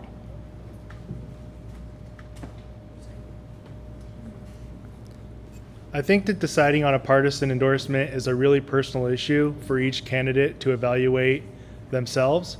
For me, I chose not to accept a partisan nomination or endorsement not nomination, we're a nonpartisan election, but I did not accept an endorsement from Democrat Party, the Republican Party, or a third party. For me, Canal Winchester residents have made it clear that we have a proud tradition here of nonpartisan elections. As a newer resident, I felt empowered that I could run just as Brandon Horde, accountable to all voters and not accountable to a party. So for me, I chose not to seek an endorsement because the only master I want to have is the voters. Thank you.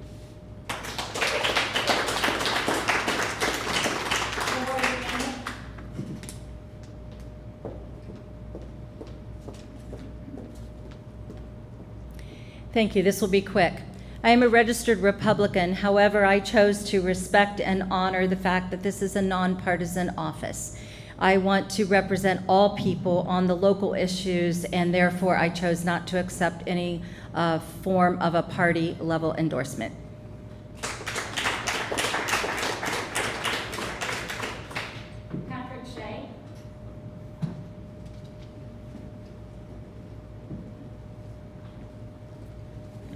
So I'm a Republican raised by an Irish Catholic Democrat from Chicago. That being said, I took the endorsement. I have no problems with it. Is it going to affect the way that I do my job if I'm elected to council? Absolutely not. I have friends who are Democrats. I have friends who are Green parties. One of my best friends painted his barn for Obama twice. Just because you choose to think about politics at a national level differently than I do doesn't mean that I'm going to disagree with you as a person. All of us are made in the image and likeness of God and are worthy of that dignity and respect. So I have no problems taking a Republican Party endorsement. Thank you.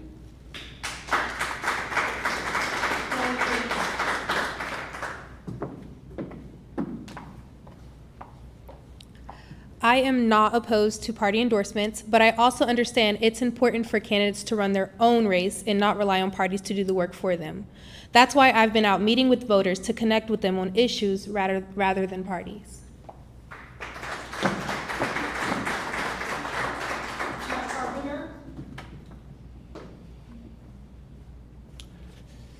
What does the word endorsement mean? It means the act of giving one's public approval or support to something or someone. This is exactly what we're all trying to do when we go out and knock on doors to get when we campaign and get people to vote for us. We're trying to get the individual endorsements.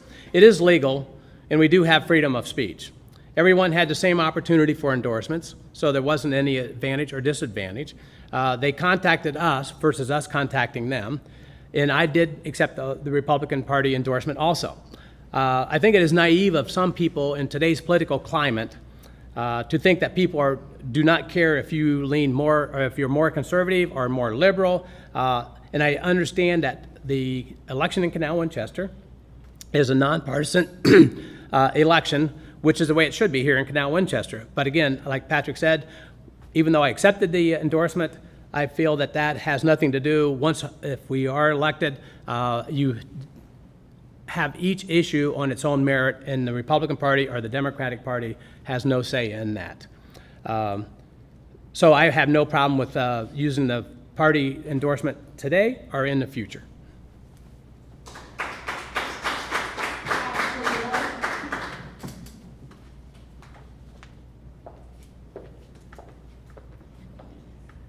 I think at best, it's inappropriate. Canal Winchester has chosen for our council election to be nonpartisan. And I have to say, I resent any party or candidate who brings partisanship into our election. And there's a reason that we've chosen for our council members to be nonpartisan. And that's because the issues that council members vote on have nothing to do with partisan politics. Things like zoning, annexation, safety, DORA. So why would a candidate seek partisan endorsement? The answer, of course, is to win, and to win primarily based on that R or the D by their name, not their position on local issues, integrity, experience, which should be the focus, but that R or the D. And I don't think that's what's best for Canal Winchester. It distracts from real local issues, it distorts the fair election process. And partisan politics at the national level, it's toxic and it's divisive. And I hate that. And I hate that it's unnecessarily being forced into our local election.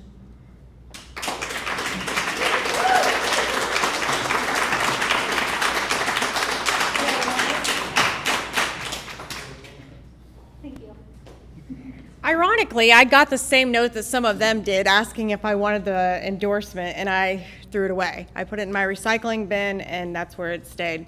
For those of you who aren't aware, when you get an endorsement, the party that you get endorsed by will actually send out a slate card for you, therefore spending money on your program, sending it out to everybody in your party, giving you, in my opinion, an unfair advantage. When our charter did a review this past year that you as residents will be voting on, the majority of our charter review members ask that it be put in there that this be a nonpartisan election.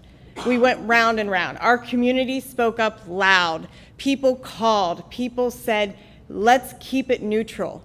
Ashley's right. If I vote to increase your water, if I vote to say yes to human services getting money for a bus, it has nothing to do with my political affiliation. I put it in the recycle bin, and that's where it stayed for a reason. In a nonpartisan election, I want to win because I deserve to win and because I want to represent you on what I've done. Thank you.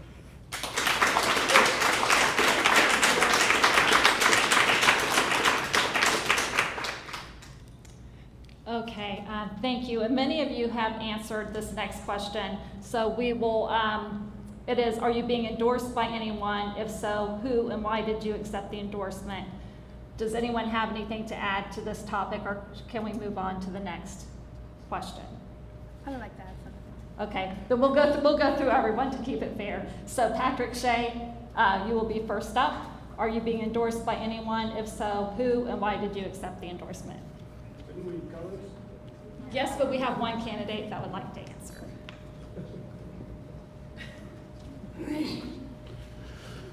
So, yeah, I was endorsed by the Republican Party. My dad's probably rolling over in his grave. My aunt's giving me hell about it, but there's nothing I can really do about it because I chose to do it, and I'm going to stand behind it. That being said, there is another group that's out there endorsing candidates, and no one's talking about it because they're not a political party. But they have come out very hard and very strong for 4 particular candidates, one of whom, no offense, Miss Amos, you're on council, you're an incumbent, you have a record, has voted for all 4 of the warehouses that went in, and as we got close to election time, decided to change her vote with the political wins. Thank you.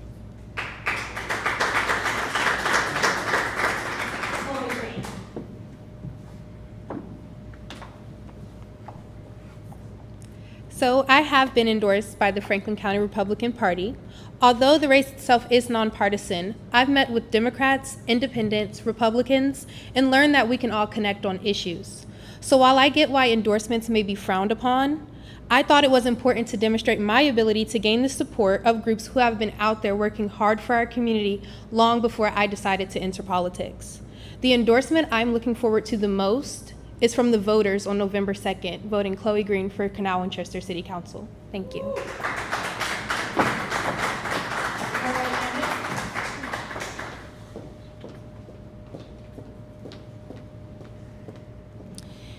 I have received an official and documented endorsement from Dr. Michelle Reynolds, who serves as our Madison Township trustee.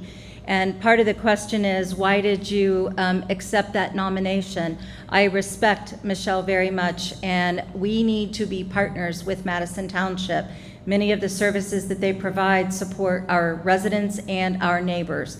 And so, again, I hold her in the highest esteem, and I very much gladly accept her actual endorsement of me as a candidate for City Council. Thank you.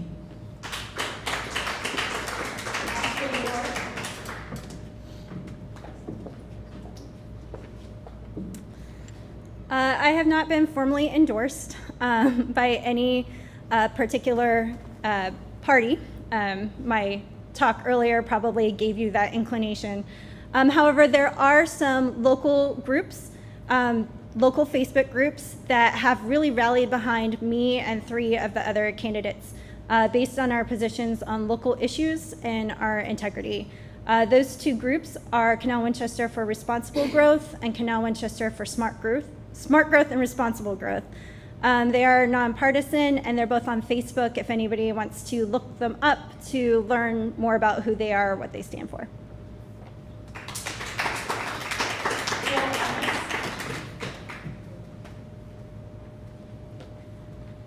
I, too, did not seek an endorsement. I am endorsed by my community, which is really all that matters to me. Mr. Shea mentioned about the warehouse. One thing Mr. Shea should learn is there's a game of politics that goes on when you're elected. And sometimes when you know you're going to lose a vote, it's all about negotiations. So the trees that Brandon lost, I asked for the $140,000 to be reappropriated into the tree fund instead of the general fund because that's where it needed to be. So sometimes your yes vote isn't because you want to, it's because you're trying to get the best out of the worst situation. So I am on the record, sort of. I don't know how well a Facebook group can endorse you, but I appreciate their support. Thank you.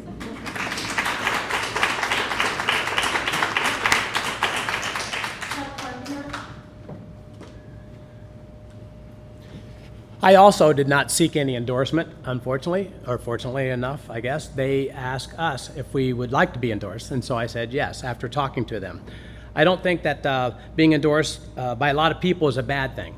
I think it's just one more tool in the toolbox, if you will. The reason that I did accept it was because I would like to win the election so I can serve the residents of my hometown of Canal, Winchester, which is why I decided to enter the race to begin with. I don't think that being endorsed by any party or any Facebook group is going to make a big difference once you get elected and serve on the council because, again, a lot of the issues that you are voting on has not a political affiliate anyway. So, again, I did accept the Republican Party, but I did not seek it. So. Brandon Moore.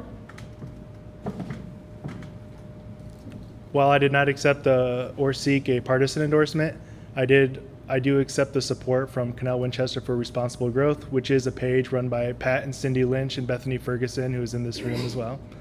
And for Canal Winchester for Smart Growth, which originated as a Facebook group, but as every council member in this room can attest, has very quickly moved into the physical realm. I believe that there is a distinction between political parties and grassroots organizations composed of residents in the community. For me, there's a distinction there that I feel more comfortable accepting the support of those completely local groups, whereas the Franklin County parties, less than 1% of Franklin County's population is in Canal Winchester. So it's not primarily a Canal Winchester group. So that's how I kind of felt about that issue and why I was comfortable accepting those. But the most important endorsement for me was actually on day one when I asked my wife if she would support me running, and she signed off on my run. So that was my number one endorsement. Thanks, Dave.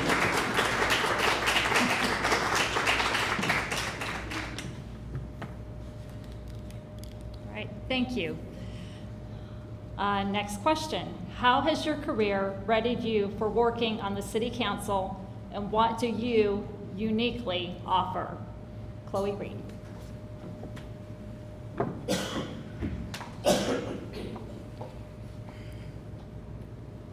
It's no secret that I am 20 years old, and it's been brought up a lot of times online I've seen, but I would be one of, if not the youngest person to sit on Canal Winchester City Council. But aside from being an early childhood education instructor, a licensed minister, and even a small business owner, I can be a fresh voice for the city and encourage others just like me to see that they can get involved and have a stake in where Canal Winchester is headed. Just like Brandon said earlier, there is a younger population in Canal Winchester, and we need to have a voice on the council, and we need to have a voice in our city to speak up for the things that we would like to see. Canal Winchester is a great city, and it's heading in an amazing direction, but we have to include all ages, races. Everyone needs to be included in our city council, and I hope that you will vote for me this up-and-coming election.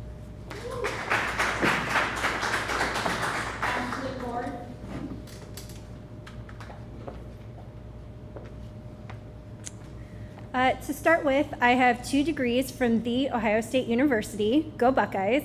I earned my first degree in environmental science in 2008 and my second degree in chemical engineering in 2012. I have worked for the state of Ohio for the past 9 years, and I currently manage an engineering program and team of scientists and engineers. For the first 4 years of my career as a public servant, I worked as an engineer. And so one thing I bring to the table is a strong technical background and experience working with business leaders, local governments, attorneys, and technical experts. For the past 5 years, I've been in management. And during that time, I have learned so much about leadership. I've learned how to operate under budgetary and resource constraints. I've learned how to make processes more efficient. I have learned change management, time management, and workload planning. I've also learned the importance of vision for my team. But the most important thing I've learned is how to listen. And I don't mean listening to words, meanwhile my mind has already been made up. I mean really hearing people and understanding others' perspectives. Thank you.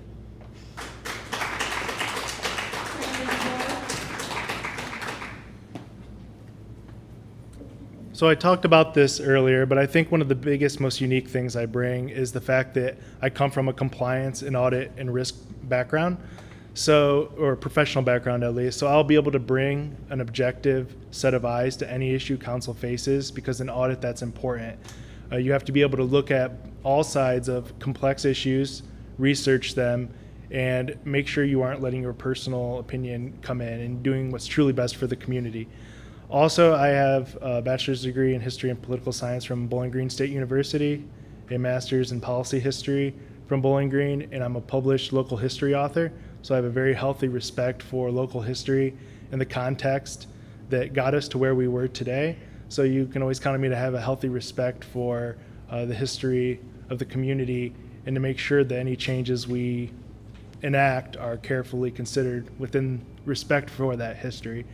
So yeah, I think ultimately just bringing that fresh auditor's perspective, that watchdog mentality, that I'll look at our finances. I also write policies, procedures, and regulations. So we are a lawmaking body. So I have the expertise to be able to write resolutions, edit zoning, update zoning codes as needed, and to contribute to that process with legal counsel and to be a part of that. So I do think that is a unique perspective I bring. Thanks.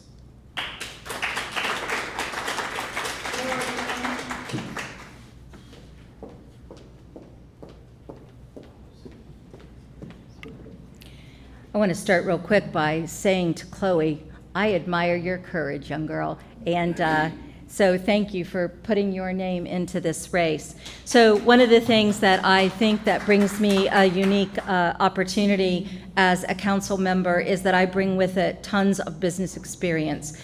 I've been at this game for a long time. I've been involved in budget and forecast development and management for years.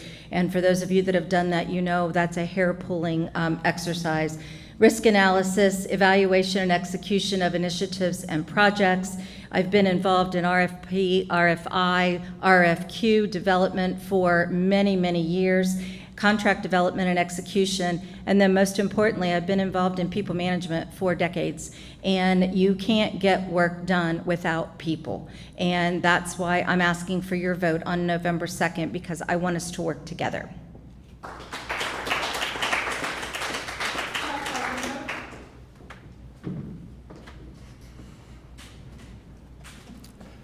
Well, I also have real-life experience over my 70 years. I've been married for 50 years, and that alone qualifies me for a lot of jobs. There is a lot of give and take in 50 years and making it work. I have served in several management positions over my business career. I've held responsibility for at least 125 people plus. I've had multi-million-dollar budgets underneath me. I've been a small business owner twice. I've been the past president of both our church council and our early learning center at Resurrection Evangelical Lutheran Church in Hilliard. I was born and raised here, which is probably unique. I graduated from high school at Canal, Winchester back in 1969, which again makes me kind of unique, I guess. Plus visiting over the years gives me a historical perspective and some of the things that have happened over the past years. I have also been on the Charter Review Commission that was brought up earlier, and also served on the Labor Day Committee. So when growing up, I wanted to pay it back because the Canal Winchester was extremely, extremely good to my family. in our situation, growing up here in a small community, and I just want to pay it back. So that is one of the reasons that I am running too. So.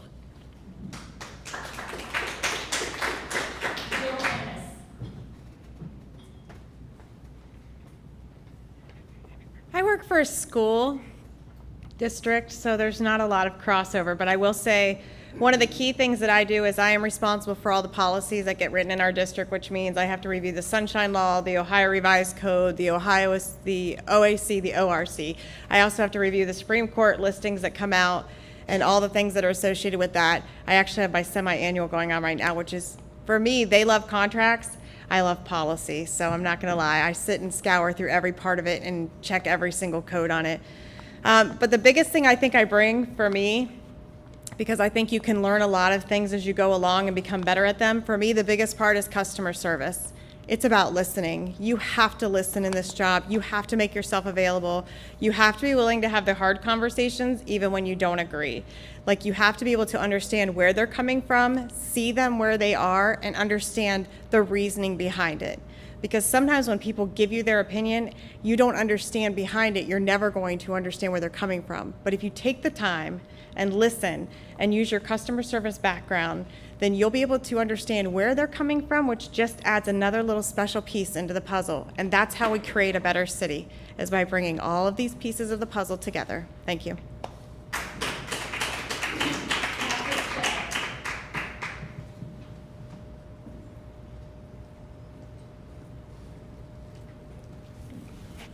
I've been blessed to have a really storybook career. My partner and I started our business 16 years ago in a conference room, and today we have 4 locations across 2 states with 18 employees. That's something I'm very proud of. That experience of building a business, making decisions, hiring people, training people, communicating with people, taking care of our customers, solving their problems, having the difficult conversations when it comes down to, you know, I'm sorry, I know you want that, Mr. Customer, but unfortunately, it's not a reality that we can put forth for you now. Here's the solutions that we can give you. Are any of these options acceptable to you? That is my experience. In addition to that, I'm the only candidate on this table or stage that has actually built a commercial property inside the city of Canal, Winchester. I'm familiar with the development process. I've worked with the development department, and I've also worked with the plans review department. I think that gives me a little bit of a different perspective than some of the other folks that are sitting up here, and it's a unique value add that I can offer to it. In addition to that, people have mentioned their education. My bachelor's is from Ohio University, my master's is from Wright State. It's in logistics and supply chain management. Supply chain management is simply planning, and then planning for the unexpected, and having contingencies ready to go, and solving problems on the fly. That's something that I excel at, and if I'm elected to council, I will bring that to council. Thank you.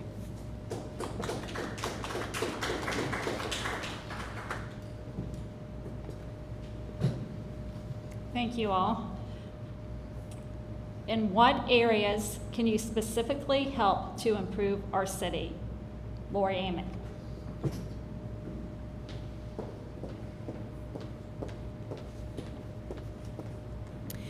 Thank you. First of all, I want it to be known that I am 150% behind the development of a long-term plan. I really feel very convicted on that particular topic, and here's why. In the years that I've been involved in watching council, watching city leaders, etc., I am starting to see more and more discord. We have council members who cannot get on the same page. We have council and planning and zoning that can't get on the same page. We have city leaders and council that can't get on the same page because there's no sheet of music from which to work with.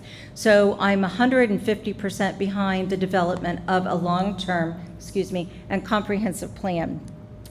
When I talk with residents, the second thing I want to highlight is when I talk with residents, I am amazed at how they feel about communication. And they constantly tell me that they think that the communication is poor. I said, well, don't you read the newsletter? It's got some good information in it. And they said, and I never thought of this, they said, we live in a condo association, we don't get a newsletter.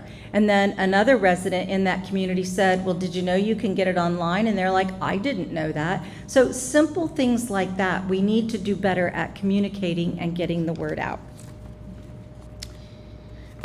And thirdly, I want to see us support more downtown business development. My daughter Haley, who is here with me tonight, sorry, I'll come back to that. Thank you.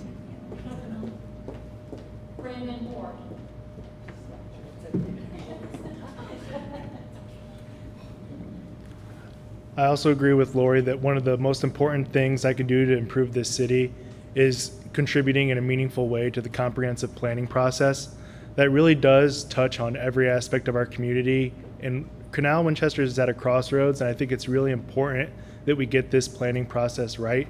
So that's one of the things I definitely am committed to being heavily involved with.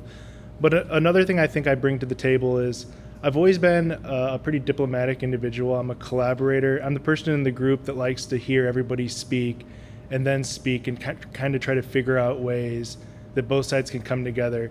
And we're at a period right now where there is a lot of division nationally and increasingly in Canal Winchester. I think one way I can contribute is by bringing that dynamic that I will objectively, as a historian trained, listen to both sides of a particular issue and try to find a path forward that is amenable to all parties involved. And acknowledging that that won't always be possible, but the spirit of compromise is useful in many cases, and that there's more common ground between us than we think if we would take the time to listen to each other and engage with each other. So I think that perspective is something I'll bring to help improve that discourse and communication we talked about in the city. Thanks.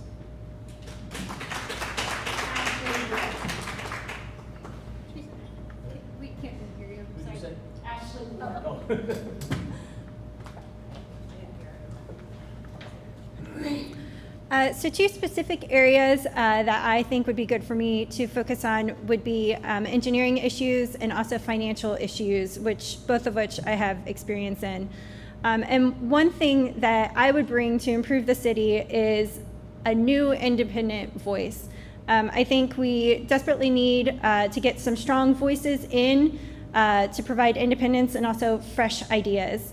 And then I talked earlier about how one of the biggest things I've learned from being a manager is to listen. So I agree with Brandon that that is another really important issue and something I also would bring. Thank you.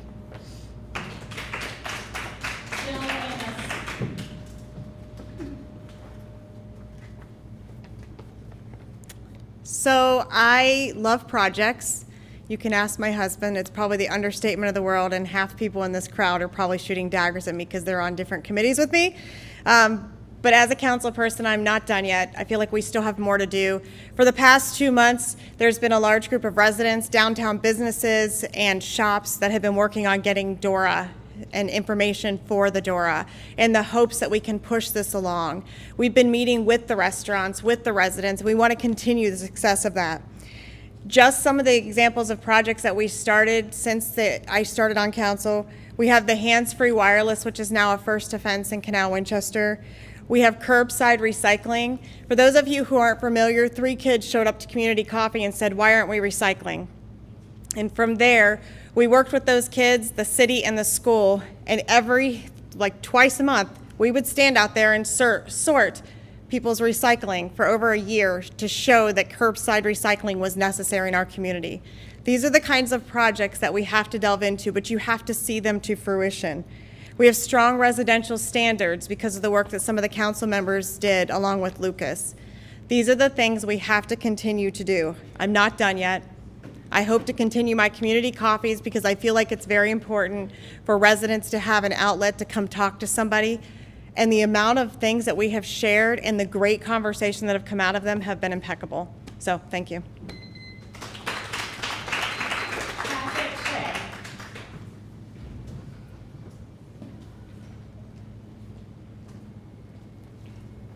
So first off, Jill, thanks for the recycling because I like my recycling bin. Second off, if I'm elected, if you'll have me, I'll join you at your community coffee. I think that's a wonderful program you run. I really do. What would I bring? I'm a guy who believes the devil's in the details, and I'm a guy who likes to drill down. When someone gives me an answer and it's kind of wishy-washy, there's going to be a follow-up question. And that's one thing that I think I will bring to council that I think we're lacking, especially when we're talking about council's relationship with the city administration. Every time those city reports are submitted, and they've got the finance director's report and the city utilities director's report and the development director's report. I never see a question asked about any of those reports in a council meeting. And I promise you, if I read through those reports and I see something that sticks out at me, I will be asking a question and drilling down on that to make sure that we get the answers and more transparency that I think a lot of us are looking for from our city government. Thank you. Chuck Carpenter.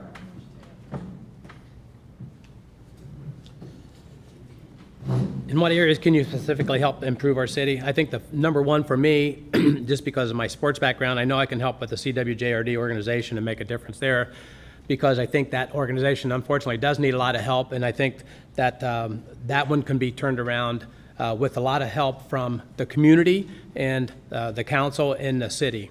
I would also get out and listen and see what the residents has to say to take into consideration in the decision-making process for the community development plan. I think that's a very worthwhile project. It's not going to be done overnight. It is going to take a while. I mean, it could take up to a year to develop that plan.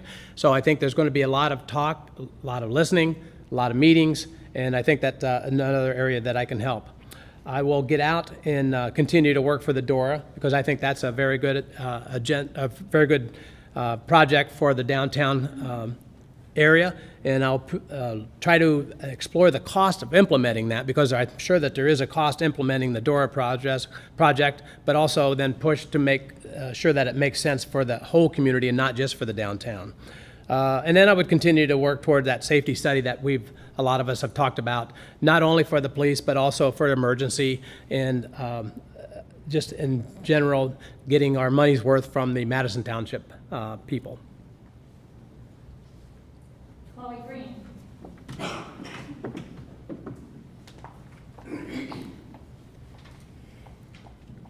Safety and security of the residents of Canal Winchester will be one of my top priorities. Improving services for our youth, early childhood development, and community engagement will all be issues that I will be focusing on and working on daily.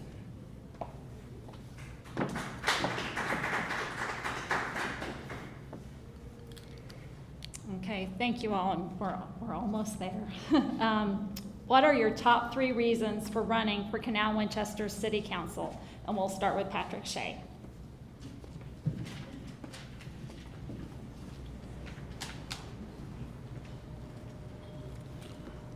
I love this town.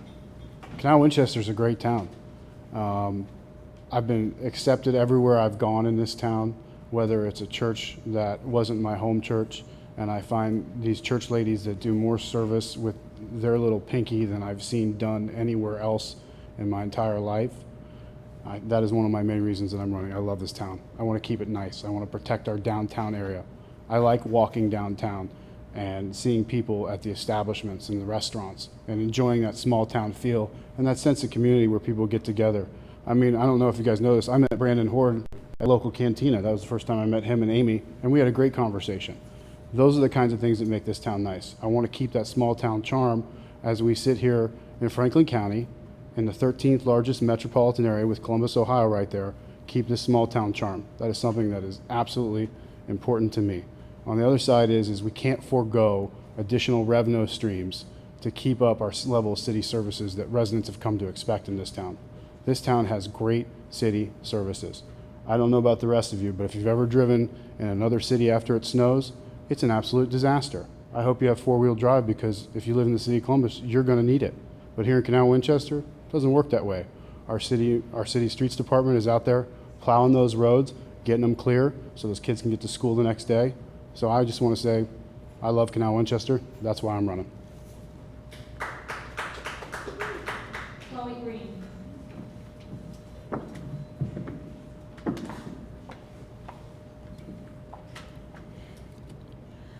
Safety and security of the residents of Canal Winchester. I'll say it again because that is the one thing that I know to be an issue and a need for our community to have is safety and security. You want to feel safe when you enter your home. You want to feel safe when you're out walking your dog. You want to feel safe when you're walking your kids to the park. You just want to feel safe, and that's one of the reasons that I am running for Canal Winchester City Council.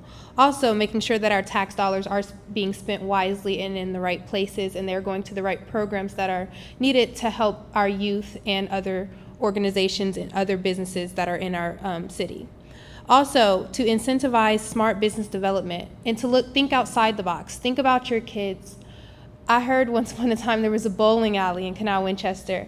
I had never heard of that, and residents started telling me, oh yeah, the old bowling alley we used to hang out. I'm like, what? There was a bowling alley in Canal Winchester? I know I'm 20 years old, but I haven't lived in Canal Winchester all my life, but a bowling alley sounds nice. That's a place where I feel like youth and young people, they could congregate there. They could go there and say, this is our town thing, this is our young thing, this is the place that we go. When students graduate high school, they grow up and they don't return to Canal Winchester because they find that there's nothing for them to do here. Imagine if we had something that was enticing them, inviting them to want to stay in Canal Winchester, because Canal Winchester is made up of lifelong residents who've been here forever. We need to keep our youth in Canal Winchester. Thank you.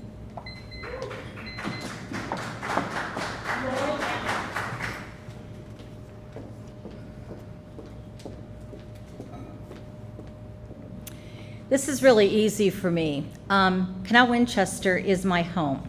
It has been my home for 20-some years. My husband Craig and I, we chose to live here. We weren't born here. Our parents didn't live here. We chose to live here. And so why would I want anything less than a beautiful city for myself and my husband? My daughter, she's moved away, and I said, well, please come back. And she's like, I need more in Canal Winchester. There isn't enough for me there. And so the second thing I want to say about why I chose to run is I'm not afraid of a little hard work. And as a matter of fact, I've been driven my entire life, my entire career. My husband's rolling his eyes because he knows how much I like to drive things. I'm not afraid of hard work. Serving 9,200 residents roughly is hard work. Making sure that you hear their voices, making sure that you understand the issues, making sure that you're doing your due diligence. The taxpayers of this town expect nothing less.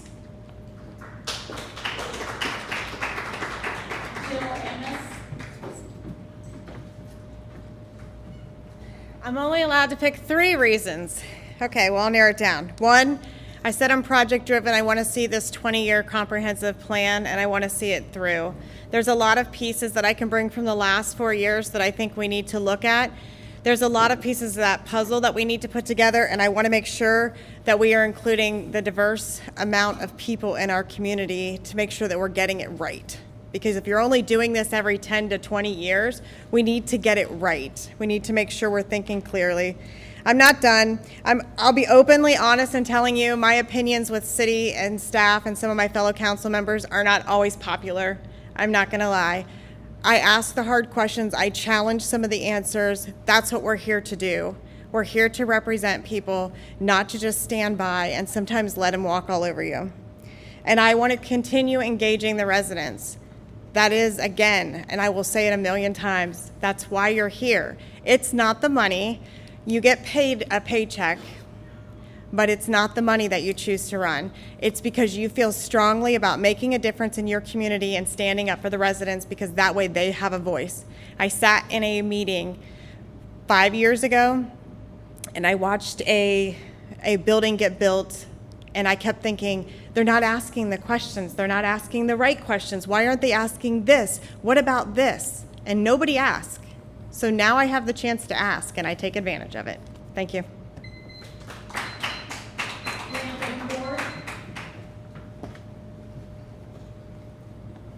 So I just wanted to talk briefly about the personal reasons why I ran. We've spent 2 hours here talking about the issues, so I'm going to kind of talk about personal reasons. The first one was that I've always had a heart for public service.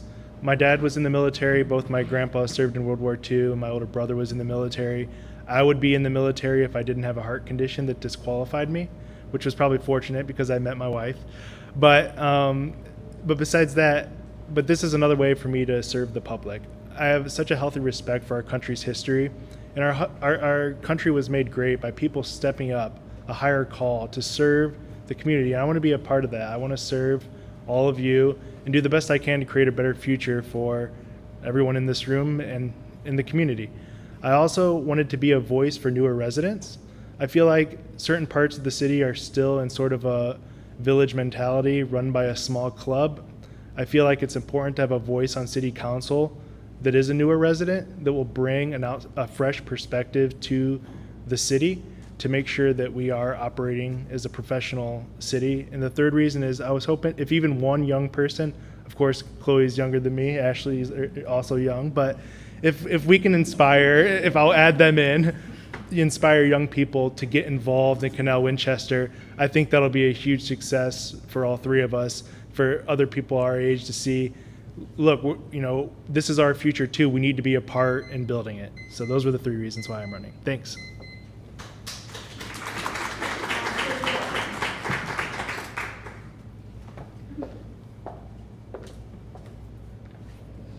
I think I'm older than you, Brandon. Slightly, I think. I'm actually 36 years old. Only 3 years. So Canal Winchester is a great place to live, and I want to make sure that it stays that way. There are actually currently 4 generations of my family living in Canal Winchester. And we've spent a lot of time tonight talking about the different issues. So as I look down at my notes for this question, I realize that we've already discussed a lot of it. So I'm just going to kind of briefly summarize. My first reason is that I want to advocate for smart growth. And my second reason is safety, which is a lot of our reasons. We want to see safety improved. And then my third reason is transparency and integrity. I believe the city needs to do a better job of listening to its residents. And I've said this before, but I think it's really important, so I am going to close with it, and that is that I am funding my campaign myself.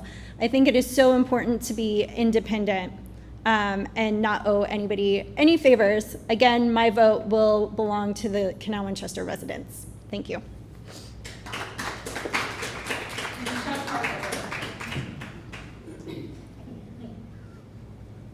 Well, I don't belong in the young group, I can tell you that.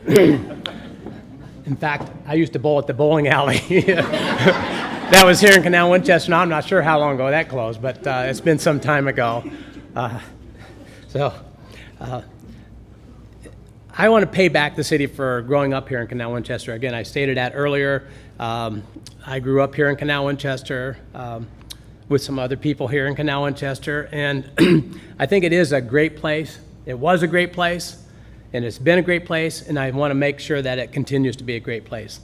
Some people said I'm kind of crazy because I'm, again, retired, work part-time at the golf course. That means I get free golf, so I can golf anytime I want, and they're saying, well, why do you want to get involved?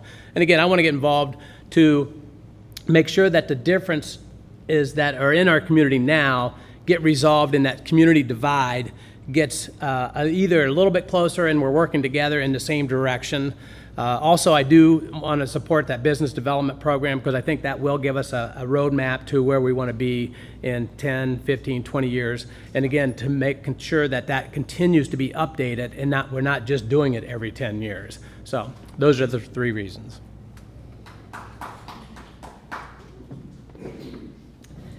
Okay, that concludes our planned questions, but the candidates are going to get a chance to speak again. I'll ask our timekeepers how much time can we allow. It's almost 9. Is it? We're good at the 90-second. 90 seconds? 90 Okay. seconds. We've got extremely good at Okay. You guys have been really good. Yeah. Okay, before we move on, though, I do want to thank Denise Mathias. She runs our Canal Winchester Chamber of Commerce, and she planned all this. She did a great job. And I want to thank Kristen Ankrum for being our timekeeper tonight. She's done a great job. And Crowd Communications, they were a great help in planning all this as well. So I'm going to keep this simple, and we'll just start on this end, 90 seconds with Chloe, and we'll just move down the line.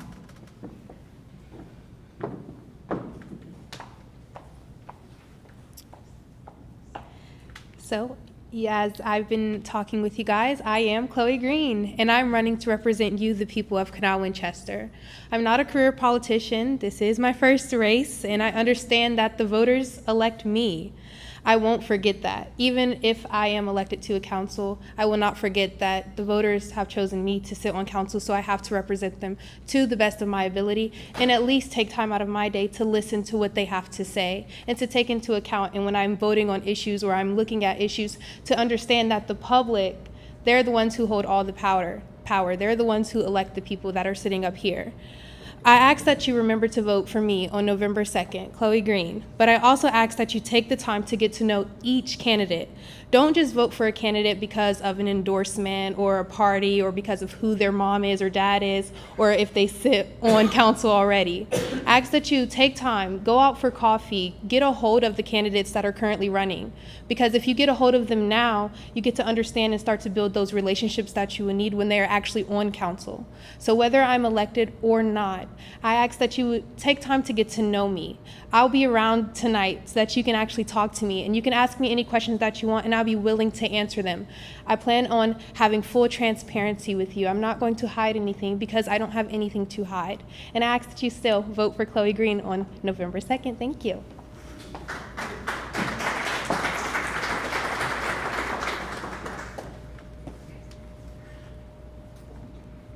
First off, I just once again wanted to thank the candidates. I wanted to thank all of you for coming out, and I wanted to thank the Chamber of Commerce for putting on such a great event. It's run so smoothly, and thank you to Brewdog for providing this excellent space. I do hope that you'll consider voting for me as one of your choices on November 2nd. I think that I can bring a unique perspective that other candidates don't bring. One thing I wanted to talk about that I didn't get a chance to earlier is one of the biggest things I do at my work is I'm an anti-money laundering, anti-fraud risk officer. So what I do is I dig into transactions, I dig into financials. I believe it is extreme. I'm not saying there's any money laundering going on in Canal, Winchester, by the way, but what I'm saying is that from day one, I will dive deep into our finances. I'm sure our finance director will get sick of me, but I think it's important for City Council to be a good steward of the city's finances, to spend them responsibly. And so I will be heavily involved in that process to make sure that taxpayer money is spent wisely. There are nice to haves like the McDormand building, but there are many need to haves that perhaps we should have focused on first. So one thing, if you vote for me, you can count on is that I'll be a strong watchdog of our finances, get into the grit and make sure that the residents understand what's going on in the city's finances and that we are being good stewards of that money. Thank you.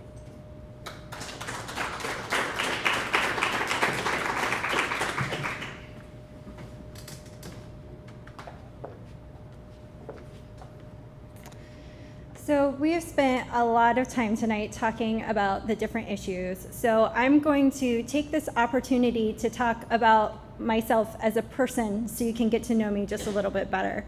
So I am a mom of 3 beautiful children, aged 2, aged 7, and 9. I am also a dog mom and a cat mom. My husband and I have 3 dogs, 2 large rescues, and then 1 Lhasa-Poo. So the Lhasa-Poo was my husband's dog. When we first met, I had a large, maybe 70-pound dog. And when I first went to his house, he came out walking with a Yorkshire Terrier and his Lhasa-Poo, and they were both wearing outfits. My husband is absolutely wonderful. He is so supportive as I'm out trying to save the world. And then an interesting fact about me is I am scuba certified. So on my downtime, my husband and I like to take our kids hiking and traveling, and my husband and I like to go scuba diving. And I am going to close on a high note with that. Thank you.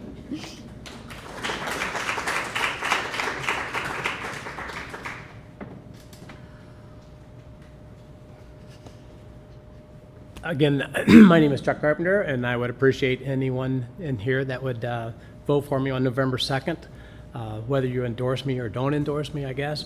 We have talked a lot about the issues. We've shown you the differences, but I will say that all 7 of us are sincere about running for the council and doing the best job that we can for the residents of Canal Winchester. There's no doubt in my mind, even with the differences that we do have, that we all will try to do the best job that we can for you, the residents. I would also let you know that I am so certified scuba diving, but my scuba diving days are behind me as of right now. So, but it is a lot of fun. So, again, Chuck Carpenter, and I would appreciate your vote on November 2nd.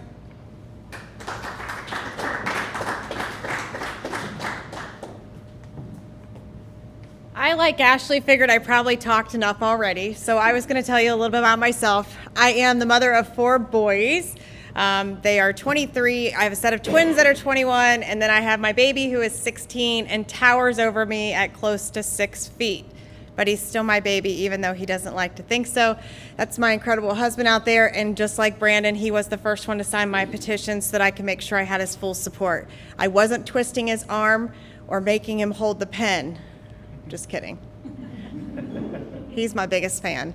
I am an Eagle Scout advisor, and so I work with a lot of Eagle Scouts in our community trying to create future leaders that will carry on the Eagle Scout world, but also developing leaders in our community that have done big projects all throughout. I love to serve on different committees throughout our town, and I love to be involved.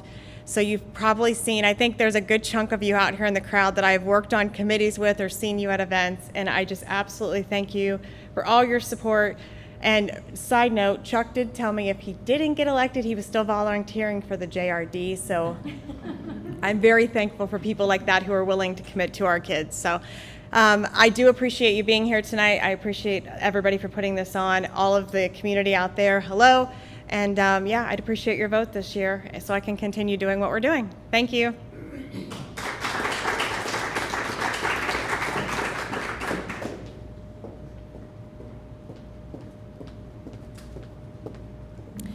I want to once again thank the Chamber for hosting tonight's event. I want to thank the many friends and neighbors. You are near and dear to my heart. I listen to you. I can't wait for our follow-up fire pit discussion coming soon, I'm sure. And so I just want to thank you, but most importantly, I want to thank my husband and my daughter, Haley. Unlike Brandon, when he said his wife was his immediate supporter, I had to convince my husband a little bit. He sees and he hears and he talks to people, and he said, "Are you sure you want to do that?" So thank you, honey, for supporting me. I am also a mother of 2. Again, I mentioned my daughter, Haley. I have a late daughter in heaven, and I miss her terribly. But I raised both of my daughters here, and I love this city. There isn't anything bad about Canal Winchester. We just need to move and evolve and carry on as our population grows and our needs change. So I'm actually asking for your vote on November 2nd. Thank you.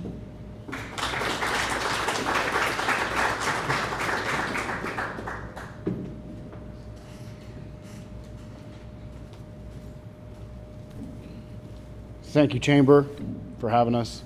Thank you, Mrs. Ankrum, for being the timer. To the gentleman in the back running the camera, thanks for broadcasting this. Evidently, there are actually people watching it tonight, so thank you for that. And all of you guys that took your Monday night to come out here and listen to 7 very qualified people discuss their opinions on the issues that are facing our town, thanks for being here. Thanks for caring about this town. It's a great town. And since everybody's going sidebars about themselves, I have 2 daughters. They are 14 and 12. They go to school here in Canal Winchester. My oldest plays soccer for the junior varsity team, and she's really excited and having fun with that. She actually plays with Mrs. Ankrum's daughter. I would like to say we have an opportunity to elect whoever we want. This is the beauty of American democracy. There are 7 people up here for 4 spots. Take your time, get to know us. Ask us what you want to know. And if you find something that you like, stick with it and vote for it. If you find something that you don't like, keep looking until you find something that works better with what you're looking for. Pragmatism solves a lot of problems. Absolutism drives us into division and into areas of conflict. There's always a middle road, and there's always a way to compromise. On November 2nd, I'd love to have your vote. Thank you.